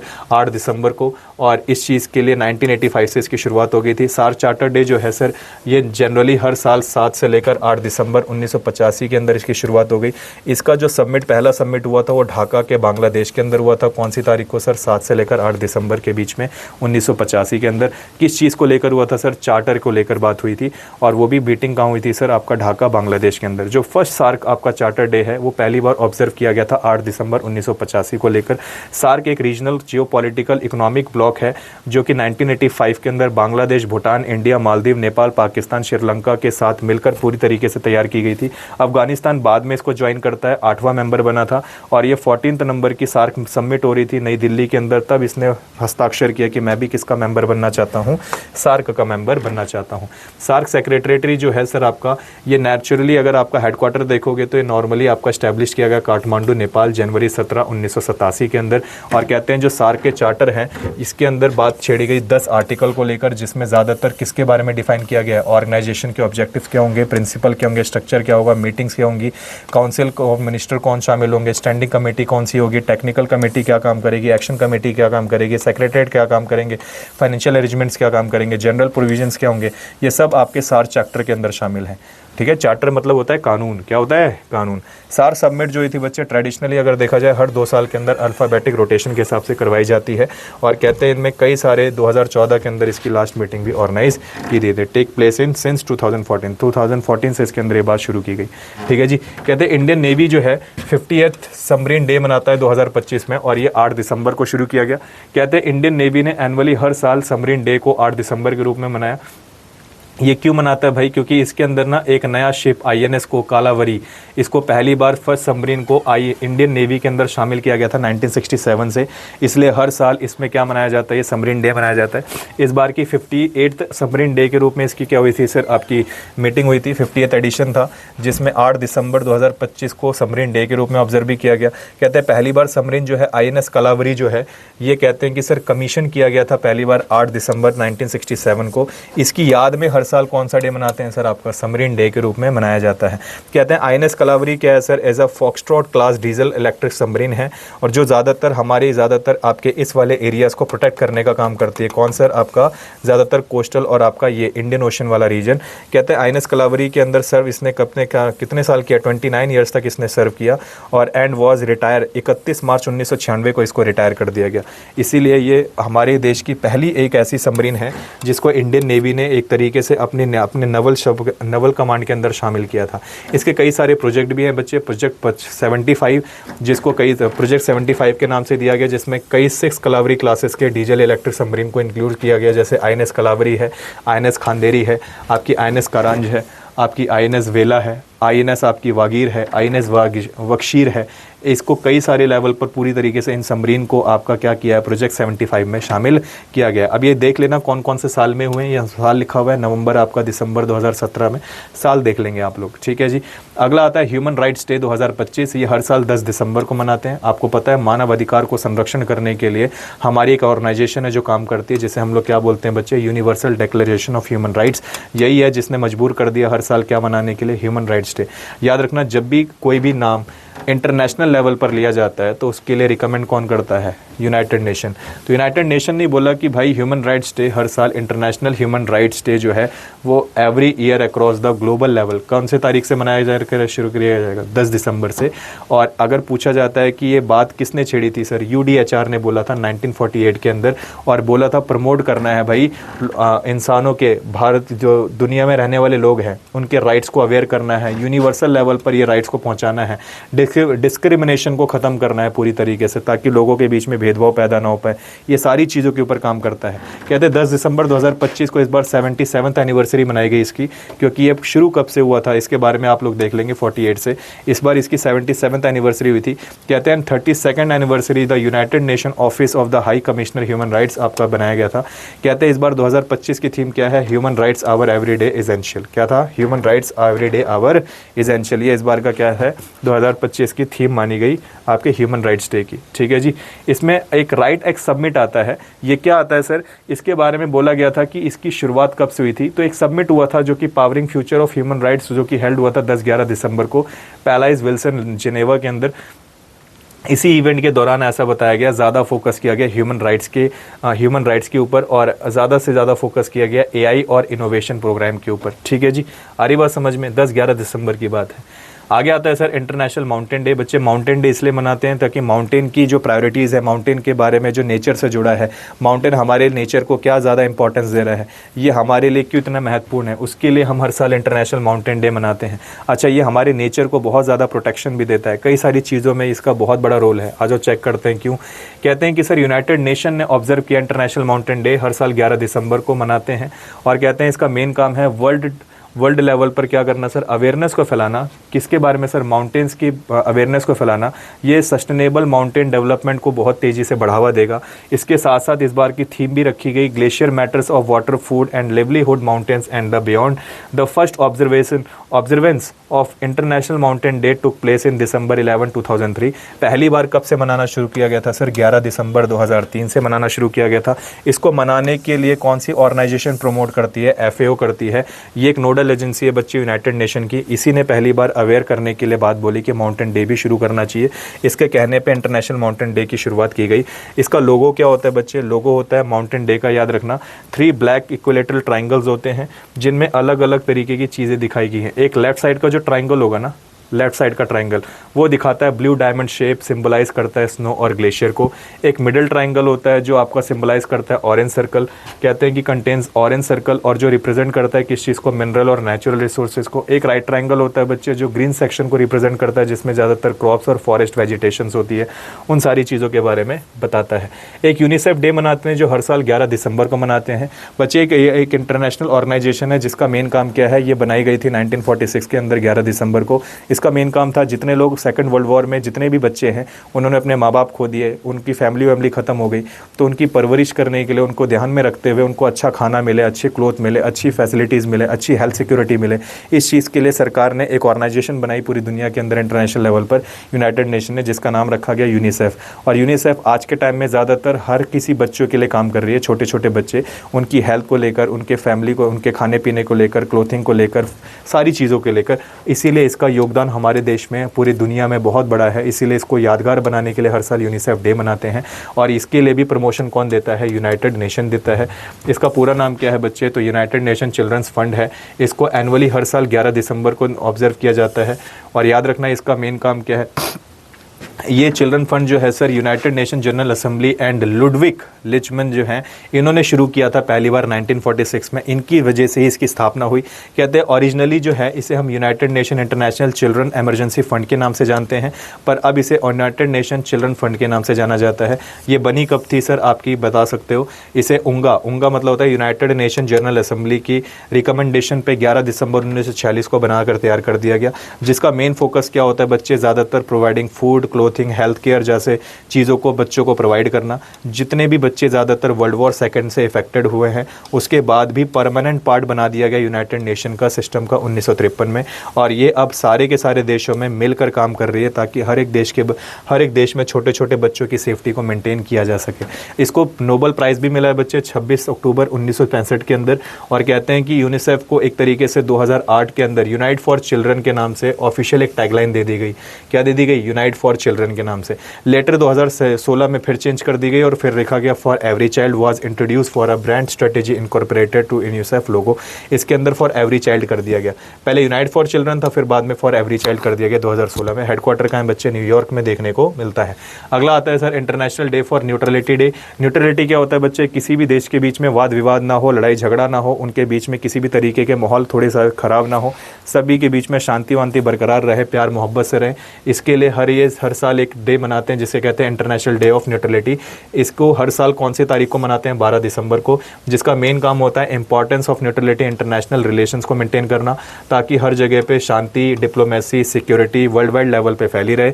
इसको 2 फरवरी 2017 को यूनाइटेड नेशन जनरल असेंबली ने रेजोल्यूशन ARES 71-75 इंट्रोड्यूस किया था तुर्कमेनिस्तान, और डेजिग्नेटेड 12 दिसंबर को हर साल के रूप में मनाने की शुरुआत कर दी थी। कहते हैं कि Turkmenistan as a permanent neutral state है, पहला ऐसा स्टेट है जिसे हम लोगों ने as a neutral permanently neutral state माना है, जो आज तक किसी भी मामले में जल्दी दिखाई नहीं दिया लड़ाई झगड़े में। कहते हैं the first IDN was observed in 12 दिसंबर 2017। 2017 में पहली बार ऑब्जर्व किया गया। Neutrality refers to state decision stay out conflicts between the other countries. In neutrality ज़्यादातर उन स्टेट्स के लिए यूज़ किया जाता है जो ज़्यादातर किसी भी वाद विवाद में आज तक किसी भी देश के बीच में लड़ाई झगड़े में नहीं पड़े। कहते हैं अगर आपसे पूछा जाता है इस मामले में बहुत अच्छा न्यूट्रलाइज कंट्री कौन सा है, स्विट्जरलैंड है, वाइडली रिकॉग्नाइज किया गया है जिसे न्यूट्रलिटी बोली गई है। India as a similarly maintain the neutral approach of global affairs choosing aligning with the other United State America, Soviet Union and other cold war. यानी ये सब तो सारे देश कोल्ड वॉर में शामिल हैं, लेकिन स्विट्ज़रलैंड जो है इसे न्यूट्रलिटी के रूप में क्या किया गया सर? ऑर्गेनाइज किया गया। स्विट्ज़रलैंड कई सारी चीज़ों में आगे बढ़ा हुआ है। आगे आता है international universal health coverage day 2025 दिसंबर 12। कहते हैं यहाँ पर ज़्यादातर लोगों की हेल्थ कवरेज को लेकर ध्यान में रखा गया, लोगों की हेल्थ फैसिलिटीज़ को लेकर ध्यान में रखा गया, उस चीज़ पे काम किया गया है। यूनाइटेड नेशन जो है sir international world universal health coverage जो है ये हर साल नॉर्मली 12 दिसंबर को ये दिन मनाती है, और इसका मेन अवेयरनेस होता है किस चीज़ पे काम करना sir? Strong resilient health facilities को ध्यान में रखना ताकि लोग अपनी बीमारियों का कम पैसों में इलाज करा पाए, अच्छे लेवल पर कम कॉस्ट में उनको बहुत ज़्यादा मात्रा में अच्छी फैसिलिटी और इलाज करने की फैसिलिटी मिल पाए। आपको पता है आज के टाइम में इतनी बड़ी बड़ी बीमारियाँ हैं जिसका कॉस्ट इतना महंगा हो जाता है कि हम लोग इलाज नहीं करवा पाते। तो इसका मेन मोटिव यही है कि एक्सेसिबल और अफोर्डेबल लेवल और हाई क्वालिटी लेवल की हेल्थ सर्विस मिले, और फाइनेंशियल हार्डशिप को पूरी तरीके से हम क्या कर दें? ख़त्म कर दें, क्योंकि फाइनेंशियल हार्डशिप की वजह से बहुत सारे लोग बड़ी बड़ी बीमारियों का इलाज नहीं करवा पाते। इसीलिए international universal health coverage day मनाते हैं बच्चे। कहते हैं इस बार की थीम भी यही है, unaffordable health cost we are sick of it. कहते हैं कि कॉस्ट महंगी कम कर दी जाए जिससे हम अपने खुद का इलाज करवा पाएँ। इसलिए एक काम और लिख देता हूँ आप लोगों के लिए बच्चे, एक हेल्थ कवरेज ज़रूर लेना। हेल्थ कवरेज आपके बहुत भविष्य में काम आएगा। ये पैसा इंसान का बहुत खा जाता है हेल्थ, इसीलिए एक कवरेज ज़रूर लेना, एक इंश्योरेंस करवा लेना हेल्थ, जो हमारे लाइफ को सिक्योर करता है आगे तक। कहते हैं यूनाइटेड नेशन जनरल असेंबली ने इस रेजोल्यूशन को अडॉप्ट किया। कहते हैं दिसंबर 12 इंटरनेशनल यूनाइटेड हेल्थ कह सकते हो डे के रूप में मनाया जाता है। हर साल एनुअली इसको ऑब्जर्व किया जाता है। कौन सी तारीख से इसको शुरू किया गया सर? पहली बार 12 दिसंबर 2018 से। ठीक है जी, कोई दिक्कत? इसके बारे में याद रखना, ये इस बार का हमारा सस्टेनेबल डेवलपमेंट गोल 3 भी है, और जिसके अंदर ज़्यादातर हम हेल्थ को अच्छा बनाने के ऊपर काम कर रहे हैं, और ये भी हमारे देश का सबसे बड़ा एक टारगेट है। कोशिश रही कि आपको सारी की सारी न्यूज़ यहाँ पर कवर कर दी गई है। इसमें आपको कोशिश रही कि सारे न्यूज़ को स्टैटिक जीके के साथ भी कवर किया गया है। मिलते हैं नेक्स्ट वीडियो के अंदर, तब तक के लिए बच्चे धन्यवाद।